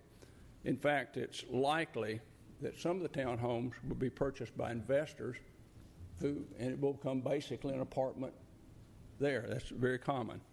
It is our opinion that this zoning request is being made solely for the benefit of the developer, investors, and his agents who are seeking a financial gain from any rezoning. The land use classification is totally different from the contiguous properties and is a form of spot zoning, which we believe to be illegal. For the record, the classic definition of spot zoning is the placing of a small area of land in a different zone from that of neighboring property for the benefit of the owner of the property and to the detriment of other owners. Cases similar to this have resulted with courts determining that this type of rezoning is illegal. And in fact, in checking, the State Attorney General, Tennessee Attorney General has issued an opinion number 04-137, which states that courts have concluded that ordinances that adopt spot zoning are invalid, and no city, therefore, may implement spot zoning. This property is spot zoning. It's bordered on the south by Northfield Boulevard and RS-15 all the way around. Time will not permit me to list the many detriments of this proposed development to our quality of our life. This will be covered by others, and I just like to leave one impression on you.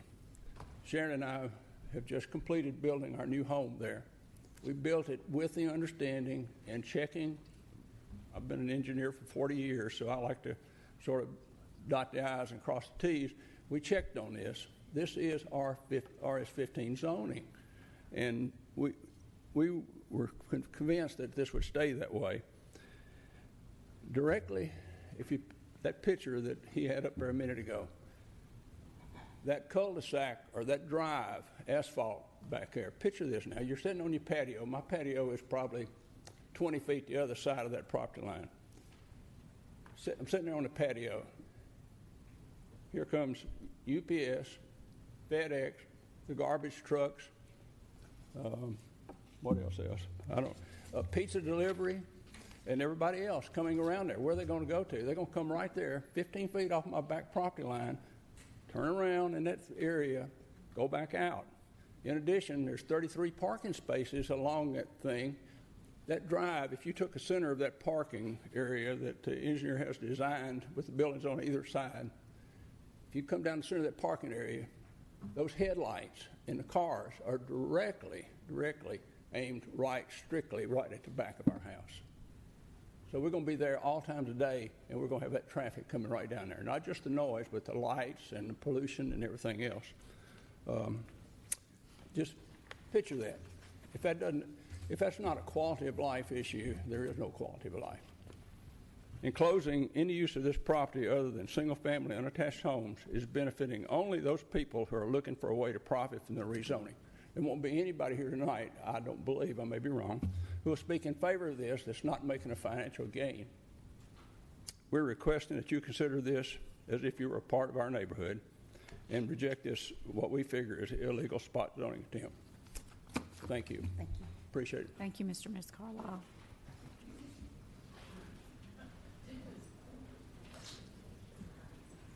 Good evening. My name's Conrad Camp, and I live at 1714 McKinley. I had not planned on speaking tonight. I am an apartment owner on Las Casas, on 5 apartment complexes, and am also involved in the Villager here in Murphysboro. We have reinvested in our community around Middle Tennessee State and where we live around $3.5 million over the past 2 years.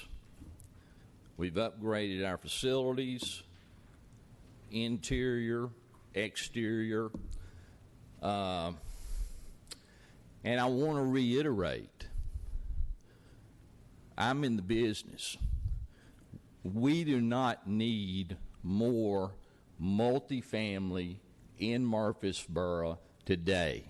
Let me give you a story. My apartment manager at Gateway Apartments, where we have just reinvested $1 million today, will be $1.5 million 6 months from now. She gets a 20% discount on her rent, single unit. She had an application in her hand getting ready to move to 3343 Class A property, leaving my B-class property. I'm telling you, I can't afford to reinvest in properties that are 20 years old to keep up our neighborhood when we have thousands of units coming on 24, and I've got one right now proposed in my backyard. I've got another complex on Willowbrook. We reinvested there. Old South sold to the neighborhood. Phase 2, residential. Guess who I'm competing with now? They weren't sold to individuals. I've got a new Class A apartment complex next door to me, okay? It will affect my values. It will affect our neighborhood's values if we keep pushing multifamily, new construction, A-class in this property. 5 years from now, we will buy them on pennies on the dollar. And it's happening already. They're giving away month's rent, and it's affecting us, the small guy. I just ask you to consider that. And it really didn't hit me, quite frankly, until one of my neighbors mentioned it tonight. It's another multifamily unit, and now it's in my backyard. I'm not against development. I'm not. I've got a project that this planning commission, Mr. Bromley, Mr. Taylor's my engineer, and we're doing 52 lots, but it's not high density. We're doing 52 lots, 35 acres, and 17 of those 35 acres are open space. It's not high density. So, thank you for your time. I just had to speak more. Thank you. Thank you, Mr. Camp.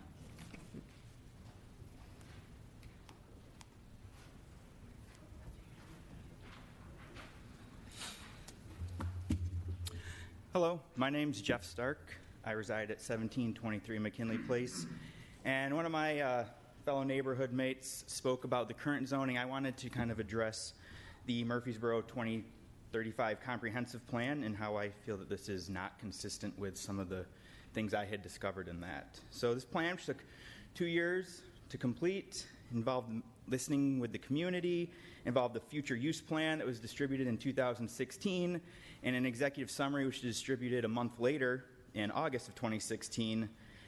And what it did, when I read through it, is it proposed what the land use should be, how we should develop multifamily high-density units.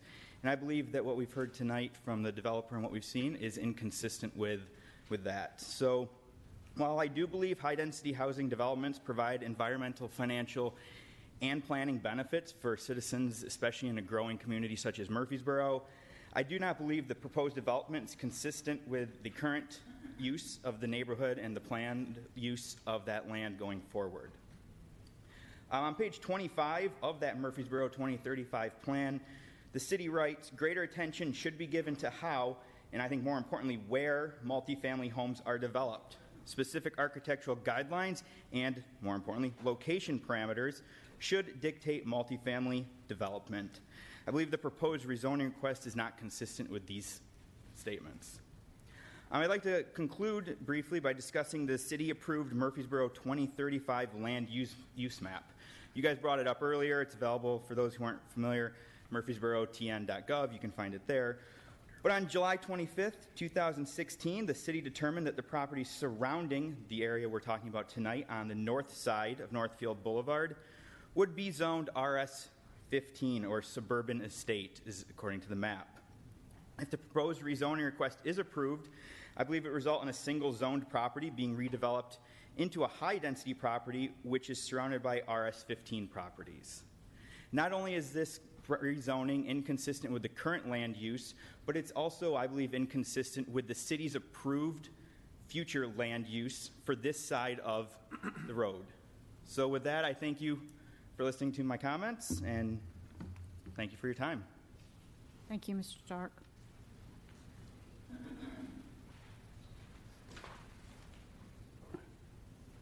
My name is Lou Wenish, and I'm also from McKinley, 1707.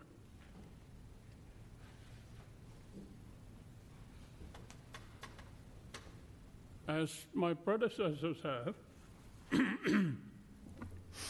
my wife and I have lived in Murphysboro since 1971. And for 3 years, in the middle to late 80s, we moved to the northeast and found out we're a hell of a lot better off back in Murphysboro. So from 2014 to 2016, we thought it was time to downsize. And from 2014 to 2016, we went to open houses in all the great subdivisions in Murphysboro, including what the realtors refer to as Murphy's best kept secret, which are the nice homes off of Barfield. I think they call it Valley View, that area up there.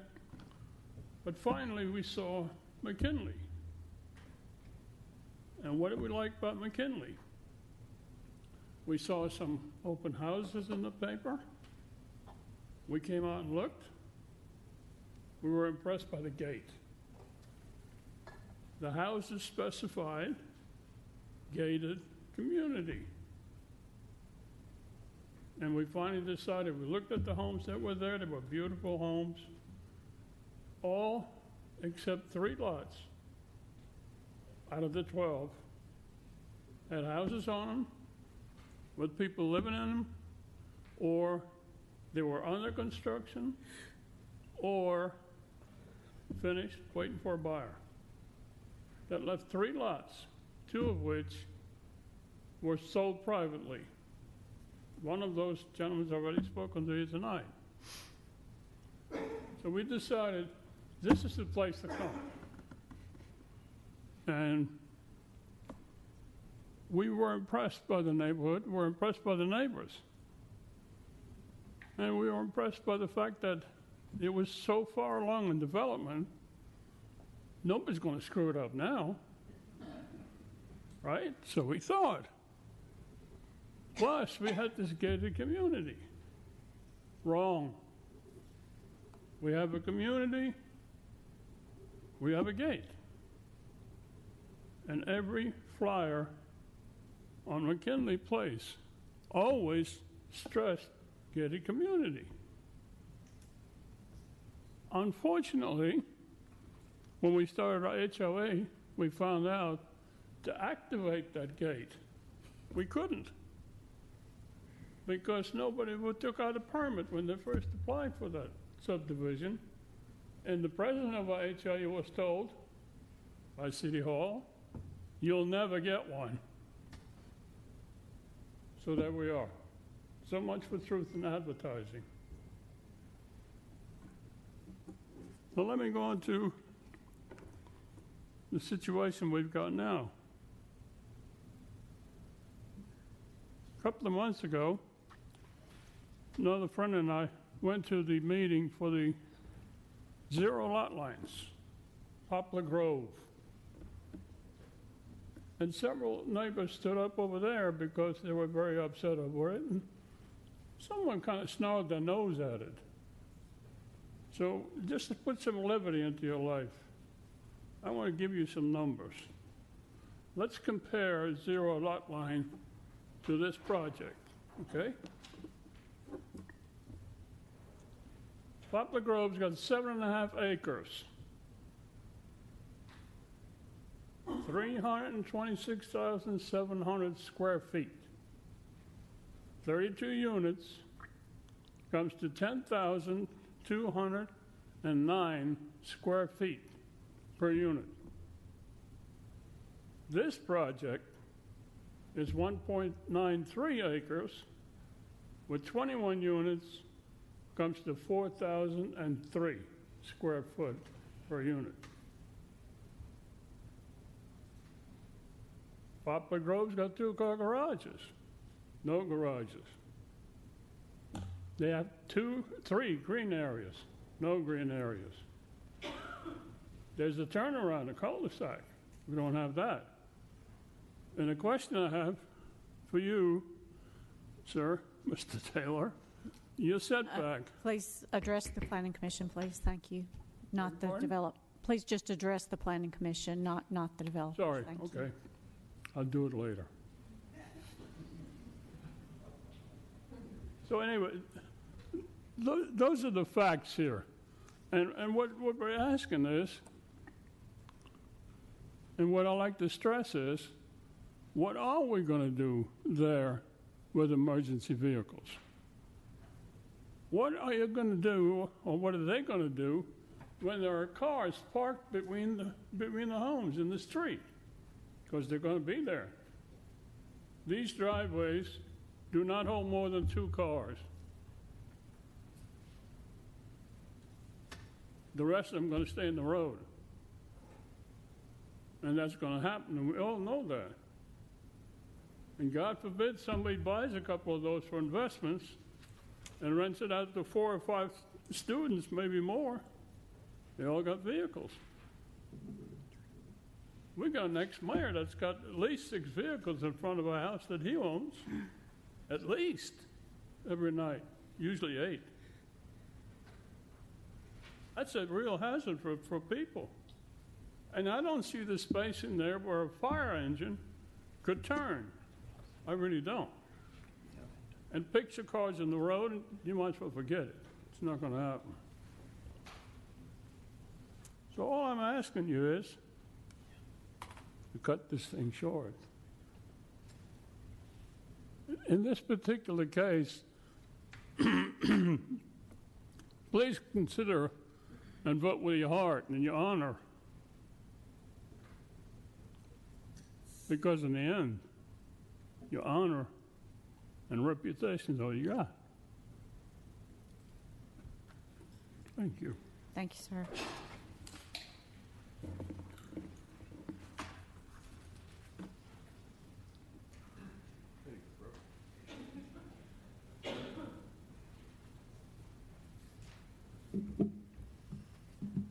Madam Chair, honorable members of the Murphysboro Planning Commission, my name is Myron Blackburn. This is my wife, Lisa.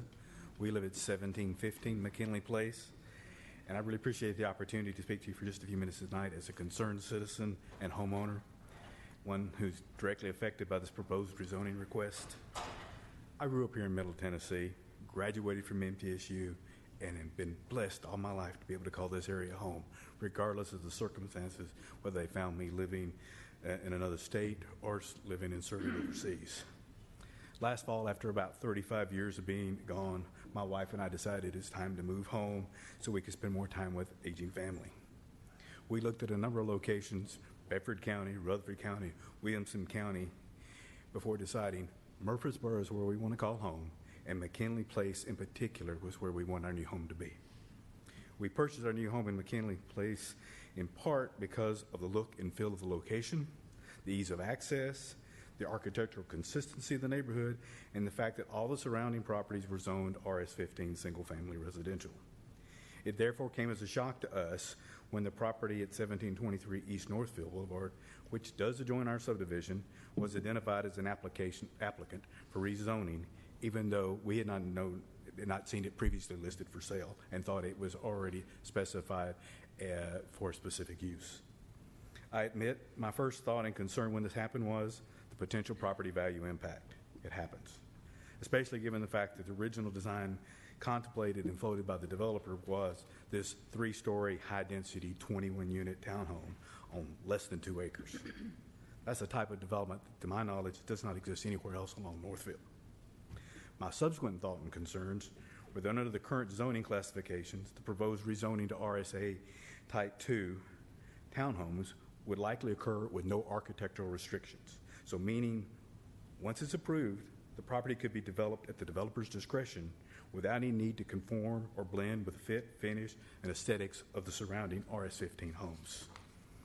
Finally, it dawned on us that the biggest impact to our family and to the neighborhood would be from an environmental and safety perspective. Traffic and the number of traffic-related incidents are already unusually high along the Pitts Lane Northfield Boulevard corridor. The development is contemplated would add significant traffic congestion at what is at an ingress-egress point that is already dangerously close to that Pitts Lane Northfield Boulevard intersection. Environmentally, as has been pointed out, it would also be substantially increase in potential stormwater runoff, light noise pollution, and all this with little or no legally required or specified required mitigation.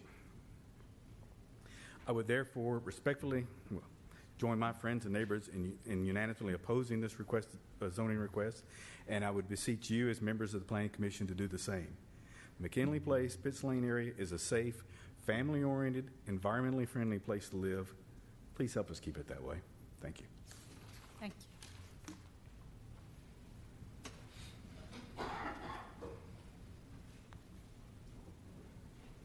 Good evening, Madam Chairman, members of the Planning Commission. My name is Lee Strode, and I live at 1727 McKinley Place. I would like to recap some of the thoughts and concerns of the previous speakers from McKinley Place subdivision located off of Pitts Lane. We are unanimously opposed to the requested rezoning of the property located at 1723 East Northfield Boulevard. From its present zoning of RS-15 to a new classification of RS-A2 so that a highly density townhome complex with up to 12 units per acre can be constructed. The residents of McKinley Place are totally in agreement that the zoning for this particular property should remain as RS-15 single-family unattached residential homes. The quality of life for residents of McKinley Place as well as adjoining neighbors would be adversely affected by the following points of concern. Number one, as stated in the city zoning ordinance, Section 19, residential districts, it is intended to permit the development and maintenance of single-family residential areas characterized by relatively low overall density with lots at least 15,000 square feet per dwelling unit. It is also intended that the relatively low density of this district will permit, to the extent possible, the preservation of open space and natural amenities. The proposed high-density development on the adjoining property will diminish the intent of that zoning initiative. Number two, each resident of McKinley Place subdivision purchased homes with the expectation that the RS-15 zoned single-family unattached residential homes with relatively large, well-defined lot properties surrounding our community would remain as originally intended. Rezoning the property located at 1723 East Northfield from RS-15 to any other classification would increase noise and lighting pollution for the residents of McKinley Place, as well as the adjoining homes and subdivisions in proximity to the proposed parking lot, turnarounds, and a very small buffer zone. Thirdly, safety is a significant concern. The proposed development will be similar to the present access from Northfield Church of Christ, which can only exit to the right onto the street going west, and requiring a U-turn in a medium cutout to go east on an already congested and accident-prone location near the intersection of Northfield and Pitts Lane. We have an environmental concern with stormwater retention and removal of this property. There is currently a drainage easement on the south side of McKinley Place that is even now carries a significant amount of water during heavy rains. We feel that the addition of pavement and removal of trees from the Northfield property, this will add a significant amount of runoff to the existing drainage easement on the south side of McKinley Place. In closing, we respectfully ask that you maintain the current zoning classification of RS-15 for the property located at 1723 East Northfield, with no changes. While the developers are focused primarily on the financial gain, we as innocent taxpaying citizens are trying to maintain the quality of life as we look forward to when we make significant home purchases in our small community. Thank you for this opportunity to share with you these very valid concerns voiced by the residents of McKinley Place. Thank you. Thank you, sir.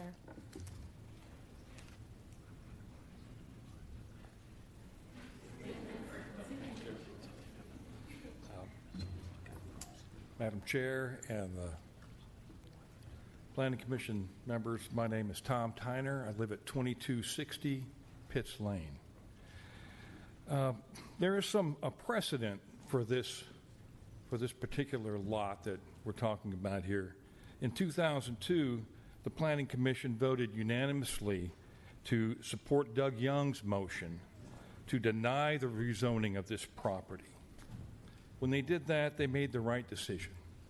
It's still the right decision for a number of reasons. First of all, RS-15 zoning for this property is suitable. This neighborhood has expanded in a sustainable way as planned with RS-15 zoning in Mirabella and McKinley Place. And it will continue to grow, zoned as RS-15, as people like me and my neighbors move out and sell our property. It can be developed as RS-15. And that's still going to be a lot more people in that area. Building multifamily attached housing in this lot will not enhance the quality of life in this area. But I think with Murphysboro growing as rapidly as it is, there are probably many sections of town that will benefit from this type of housing. I think those places should be explored fully before even thinking about rezoning this lot. As has been cited before, but I'm going to just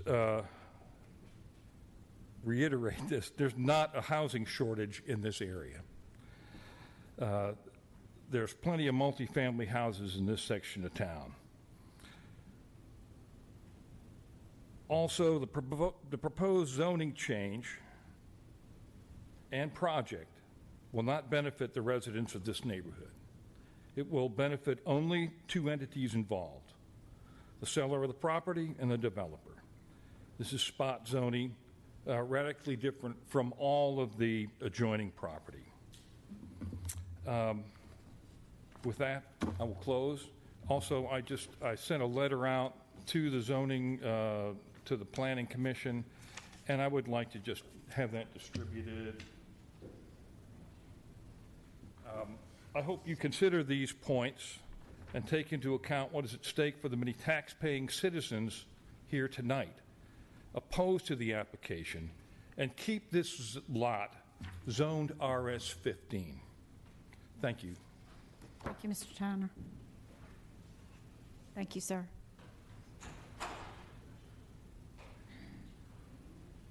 Hello, my name is Chip Montgomery. I Live at 2042 Deerwood Avenue, and it's good to see some faces I haven't seen in a long time.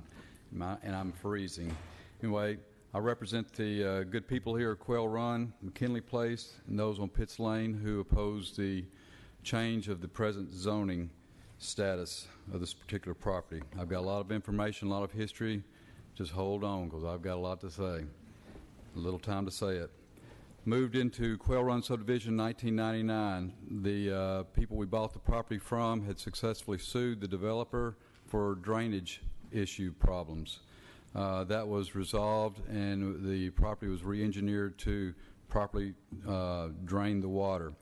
And on February the 6th of 2002, our subdivision was hit with this very same scenario. We came to the City Council, and we successfully, as I think we're going to do here tonight, stopped the proposal to change the zoning of that property. We had good turnout, and in that decision, Mr. Adelot, and we have a copy of that video. My wife has that video on the phone. We can present that to y'all from what Mr. Adelot, from his proposal, and then what the City Council decided and the whys behind what they decided. Anyway, Mr. Adelot acknowledged in his comment, in his attempt to change the zoning from RS-15, that multifamily considerations, commercialization of that property had been withheld because of agreements that had been made with the residents along Pitts Lane, as well as those in the surrounding area, that it would be maintained an RS-15 status. Before I moved into the area, we had a developer that promised this neighborhood brick and mortar buildings similar to what's in the McKinley Place across the street from our neighborhood. Well, he got the zoning approval, sold the property. The deal was reneged on. Mr. Adelot, in his statement, said there was promises and perceptions that were not kept. But he said, "But I hate that." And there's nothing he could do. The city didn't make those promises, he said. This is just what's happened, and I hate it. Well, we're not going to let that happen tonight. We're going to fight this with all we've got. And so what we've got is the single-family dwelling and the Section 8 apartments across the street. The City Council realized that. They realized the history of what had been promised to the citizens in that area and what had been misrepresented as well. And based on that situation, the City Council chose to consider that property a buffer zone and wanted to maintain it a buffer zone from multifamily as well as commercialization. We have it on tape. You can see it. My wife will present it to you if you need to after I get through talking. Per my phone conversation with the present owner on January the 28th of 17, he confirmed what we were already told. The reason why they were not able to develop for that church, the Pathway of Life Ministries, is because engineering, and he did the engineering study or had the engineering study done before he attempted to rezone it. It was going to cost anywhere between $500,000 and $750,000 before they could lay the foundation of their church. Therefore, they could not afford to build their church. So he purchased the property that was valued at $40,000 in 2008 for $200,000. Why he paid that, I don't know. That's his problem. That's not ours, and we shouldn't have to suffer for those decisions.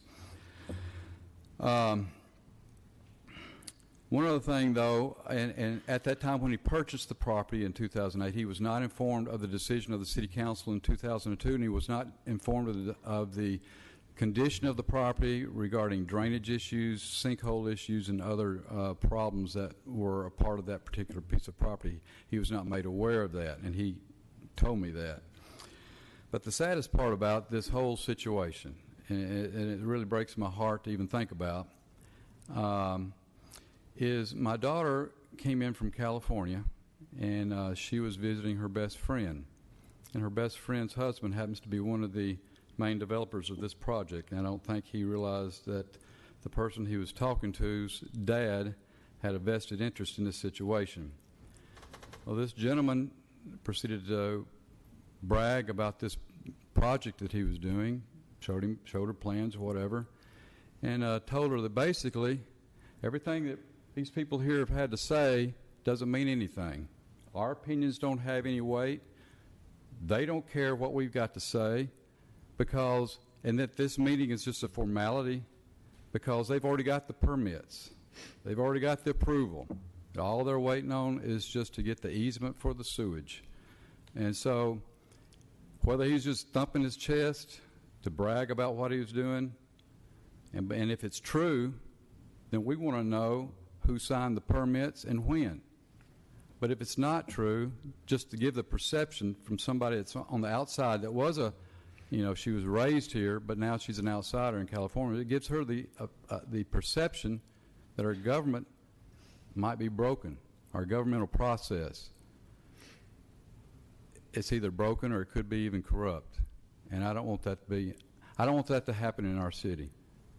So what we're asking very strongly is that you abide by the ruling that was made in 2002 by the City Council to protect that lot, to maintain it RS-15, and that it is a buffer zone from anything other than that, RS-15. Thank you. Thank you, Mr. Montgomery. I haven't seen Chip since high school. Man, it's good to see you. Thanks for being here tonight. You too, brother. Hi, Madam Chairman and Council. My name is Dorothy Murphy. I live at 2371 Pitts Lane, and I've lived there since 1994. And I've spoken to a couple of people about this project, and I know y'all have a difficult job balancing, what is beneficial to the city and what is beneficial to the landowners and the people who live there. So I just ask you, what is beneficial to the city about this? I think you would guess my answer to that. I, like everybody else here, feels like there's been a strong precedent set. I've lived there while McKinley Place, Loveless Land, Mirabella, Bear Branch Cove, Anatole have all developed. So there has been a commitment, we felt like, to continue RS-15 in that area. And I think my memory serves me correctly. The apartments that they've been talking about across Northfield, you ever wondered why they're not up at the road? It was an agreement made with the people in Deer Run so they would not have to face apartments. That's why there's a clubhouse and a pool there, and the apartments sit back. So, knowing the history that agreement was made, one would only suspect that they're not going to put them right next door to us. There's a history of having fought apartments in this area before on the corner of Pitts Lane and the other side of, on the same side of Northfield, but the other side of Pitts Lane. That was successfully battled, and one of our city councilmen then even proposed just put RS-15 along the edge of the streets and build apartments back behind it. He didn't get a second. And that obviously failed. I've also heard it's a 5-lane road. It can hold this. And I understand that logic to some degree, but when the apartments were not allowed to be all the way up to the edge of Northfield, it was a 5-lane road. When they developed Kingston Square, which is when you go the extension of Northfield becomes Rutherford and it intersects Greenland, there was a large empty lot of land that lots of things got proposed for. But the people in Greenland area and Park Manor, Scotland Chase, Campbell Court were successful in keeping that single family, and that's on a 5-lane road too. So, there's precedent that just because it's on a 5-lane road, it doesn't have to be and it doesn't matter if you call it, apartments or if you want to call it townhouses attached, because I think we know all where they're going to end up. And I just say, like the other people here, if you drive by and you see the Deer Run subdivision and you see McKinley and you see the other things in the area, sticking an apartment in between all those houses is just not consistent. Previously, we talked about Northfield, previously meaning several years ago, about Northfield being the line in the sand, that the apartments didn't cross the street. I sort of think of it as a little bit when there's a fire, you have a road that you try to keep the fire from jumping the road, and I feel like this is the fire.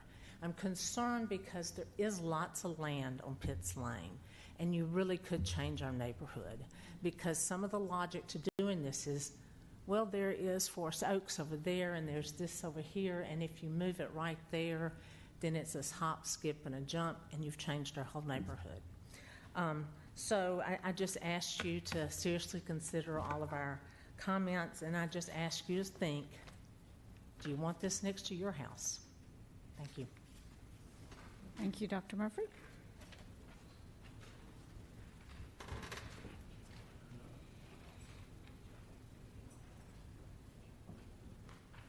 My name is Cherie Montgomery, and I'm at 2042 Deerwood Avenue.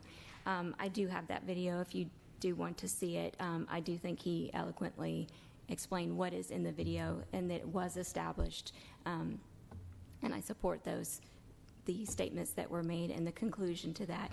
I guess just on the tail end of all of that, the last thing that I would add is that in consideration of everything that Ms. Murphy had just said, that prior to earlier in this very meeting, I believe it was B, you have just approved to rezone another facility, an area that's going to handle that would be more appropriate for a apartment, townhome type of that kind of facility there, closer to MTSU in that area. I think that's more appropriate. But for where we're at in our community, it's not, it just doesn't fit. And we just humbly ask that you will just leave it where it is, RS 15. Thank you. Thank you, Ms. Montgomery. Anybody else? That it? We'll close the public hearing. Okay. So we've got a lot of questions, and y'all remind me if I start talking to please shut up, because I'm abstaining from this conversation. And I have a tendency to talk too much. Do you want staff to?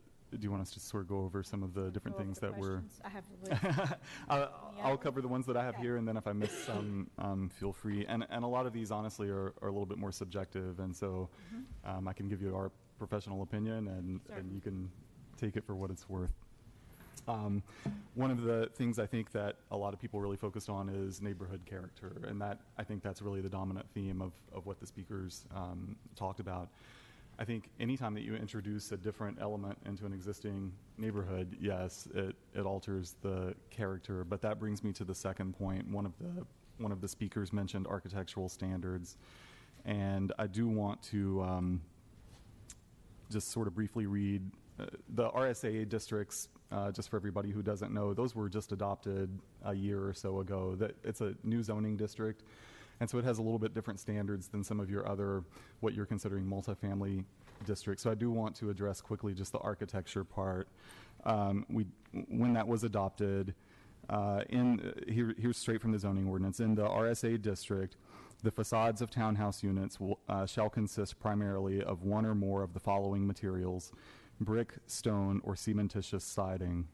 Other materials such as EIFS, vinyl siding, and wood siding may be used for decorative or accent purposes and may constitute no more than 25% of any facade.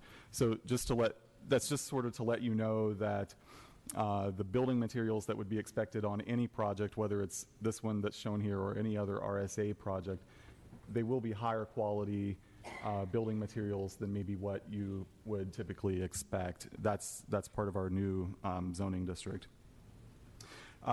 Quickly, just to address spot zoning, there are multiple definitions of spot zoning, and the speakers tonight chose one particular one, and I'm not going to get into a back and forth over whether that constitutes spot zoning or not. I will say in staff's professional opinion, after reviewing this particular request, we determined that spot zoning is not a particular issue here.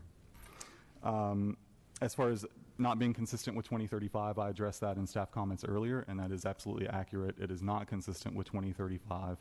We believe that the 2035 assignment for this particular lot was most likely done out of convenience, and we think it is not necessarily inappropriate to consider a different use than what is recommended in the 2035 plan. We have several spots around town that we will have to go back and amend our 2035 plan because we believe the same kind of thing happened in multiple areas. With regard to emergency vehicles, I'm not going to address this particular plan that has come forward. I will say, obviously, emergency vehicles have to be accommodated by any development, and during the site plan review process, we would ensure that that is done. Finally, there was, this is perhaps more semantics than anything, but there was repeated reference to apartments, and I do want to point out that these are townhouses. They are considered a in the city of Murphysboro, they are considered a single-family product. They are single-family attached units, so we consider them a little bit different thing than apartments. I think those were the major things that I wrote down. There was some reference to city council making some agreement in the past, and I want to point out I'm not knowledgeable of that. That's something that predates me by a long time, but I will say every property owner has the right to come and seek rezoning for their property regardless of any previous agreement. So this property owner is simply following what is allowed of them to do. Was there anything else? I did not have any other. Got everything I had. Could you address the permit comment? Yeah. Yes, I'm not aware of any permits being issued for this. Obviously, to get any kind of construction permits, Planning Commission has to make a recommendation. We have to go to City Council. They have to get a rezoning. Then they'll have to submit a site plan to us. So that's the process for getting building permits, and none of those steps have occurred at this time. Thank you.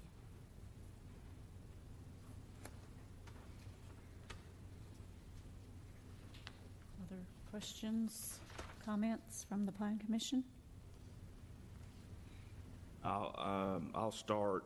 So I have heard from many of you in this crowd tonight, prior to tonight, whether it be email or phone or otherwise. And so this particular application I have thought a lot about.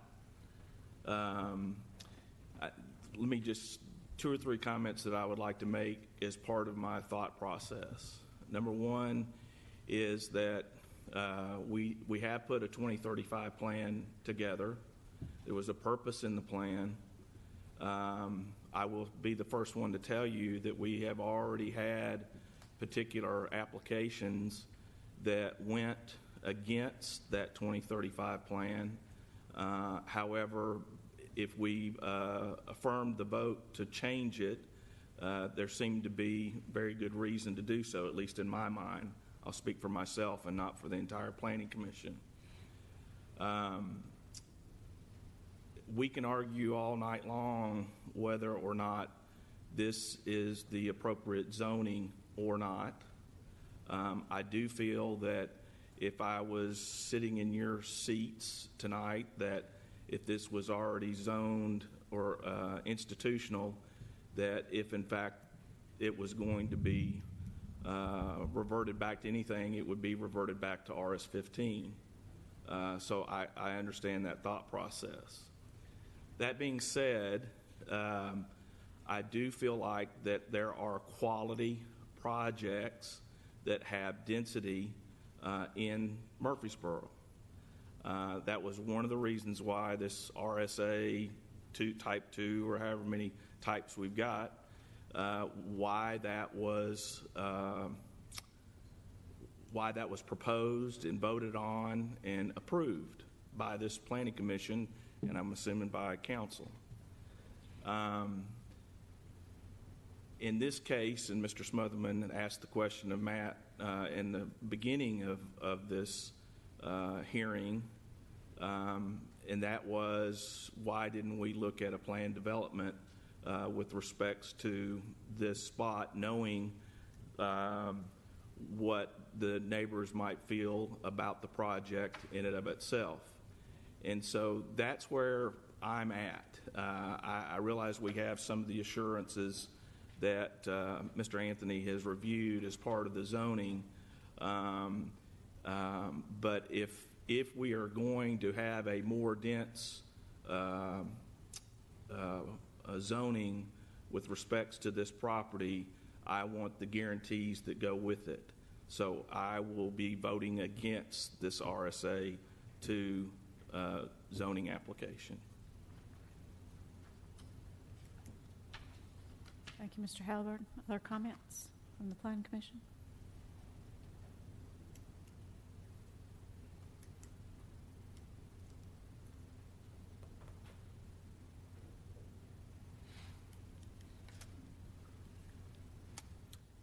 If not, I will. Mr. Smotherman, you go.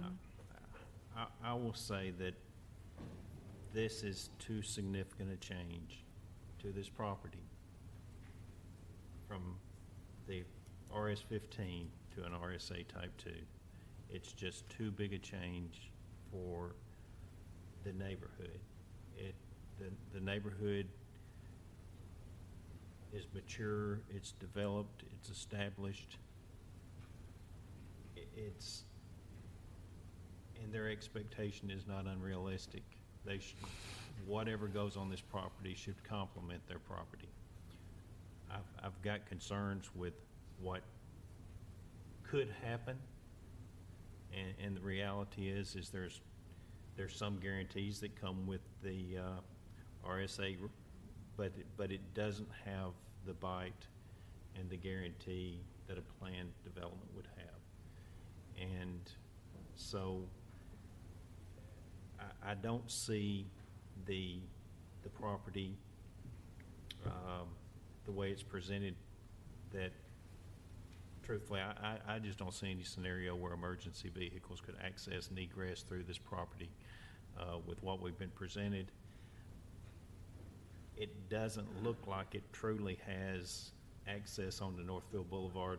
Looking at Google Maps and looking at the presentation that's given us here, it doesn't look like that it has access onto Northfield Boulevard coming out of the property, turning left. Looks like it would be a nightmare.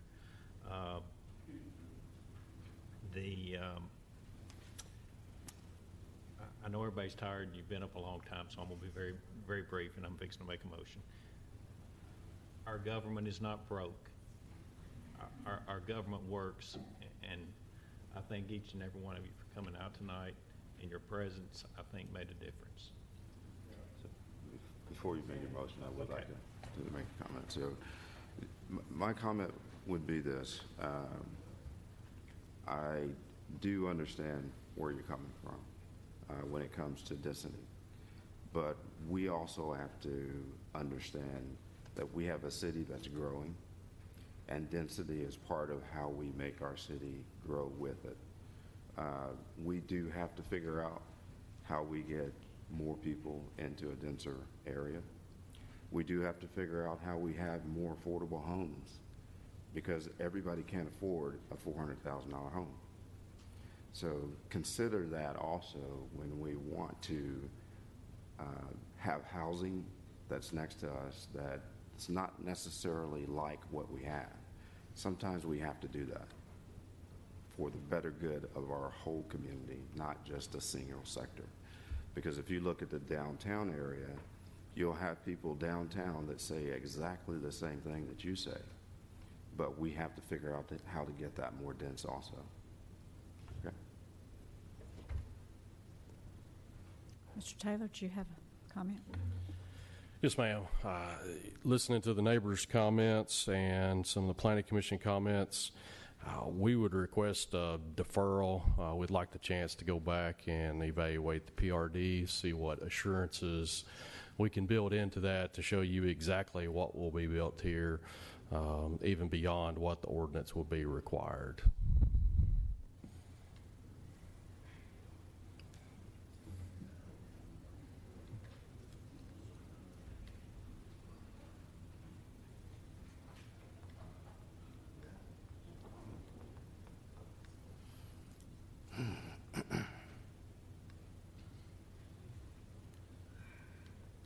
Matt, the only problem that I have with the deferral piece is, of course, if we did do that, whatever plan that you came up with, I feel, and we did the same thing with respects to Dr. Agarwal's. We deferred it, but we had another public hearing, and that would be the only way that I would be willing to deferral. We're fine with another public hearing. I mean, with what, I don't think we'll have big changes, but we will spell it out inside the book. But we will be perfectly fine with another public hearing. Dr. Agarwal withdrew the application, and that may be what they need to do. A deferral indicates that they'd want to be coming back with the same application. And Mr. Blomley's looking it up.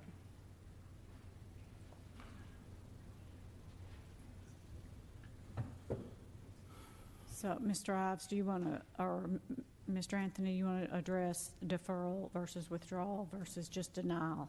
I think that's exactly right. I think deferral indicates that they're going to come back with that you can expect the same request to come back, but be modified. And I think if they're coming back with the PRD, that is not the same request. That is a different application and a different request.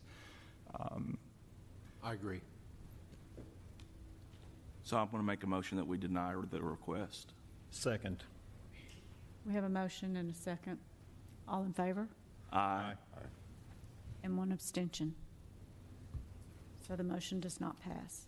Thank you all for coming out tonight. Yes. And we have one more to do, and we're going to give y'all 2 seconds to move on out the door. But we do need to continue our meeting. So thank you very much for coming. And There's the ordinance. I think you're going with that.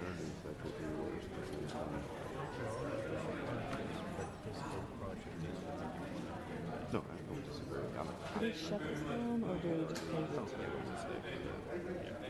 thank you all. Okay, we're going to move on with item G. Item G will be proposed amendments to the zoning ordinance regarding sections 7, 9, 24, 26, 27, and 31, and Chart 1 in notes pertaining to updating various references in the zoning ordinance to the Murphysboro Water Resources Board, the Development Services Division Director, and the Public Works Division. City of Murphysboro Planning Department is the applicant. And Mr. Anthony. Thank you. I thought everybody was here for this one, so I'm surprised. Yeah, I know it. As you probably know, City Council has approved and City Administration has initiated several structural changes to city government. Among these are changing the name of the Water and Sewer Department and Water and Sewer Board to the Water Resources Department and Water Resources Board, creating a Development Services Division, which encompasses the Planning and Building and Codes Departments and certain engineering and urban environmental functions. And as of today, creating a Public Works Division, which encompasses engineering, urban environmental, and transportation departments.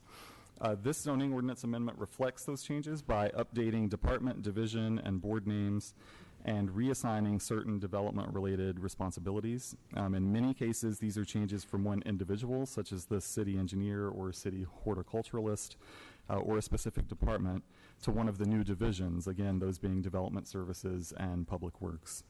City Administration and our legal department have spent considerable time crafting this ordinance revision and making sure that it encompasses all of the necessary changes, and we think that we have everything here.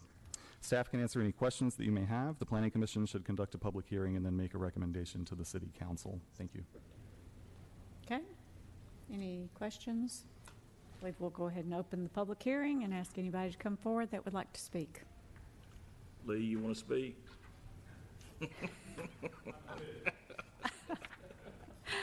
Okay, we'll close the public hearing. Move for approval. Second. All in favor? Aye. Aye. Any opposed? Okay, motion passes. Staff reports and other business. Anything further? There was one thing that I wanted to just make sure that this was working out okay. I emailed a couple weeks ago about the program books, and so there seemed to be a consensus that having them delivered or mailed to you was not necessary. And I think what we've settled on, several of you said that it would be helpful to have the hard copies in front of you at the meeting, and so which is what we did tonight. And so if that's acceptable to the Planning Commission, we'll just continue to do that and put the hard copies at your stations at the Planning Commission meetings. I think we can try that for a while, and if we have problems with that, we might request otherwise, but Yeah. it seemed to work just fine. We're always open. That's right. All right. Any other business? I have nothing. Okay. Again, Mr. Anthony, welcome. We're looking Thank you. forward to working with you. I appreciate that. Congratulations again. Thank you. All right, we stand adjourned.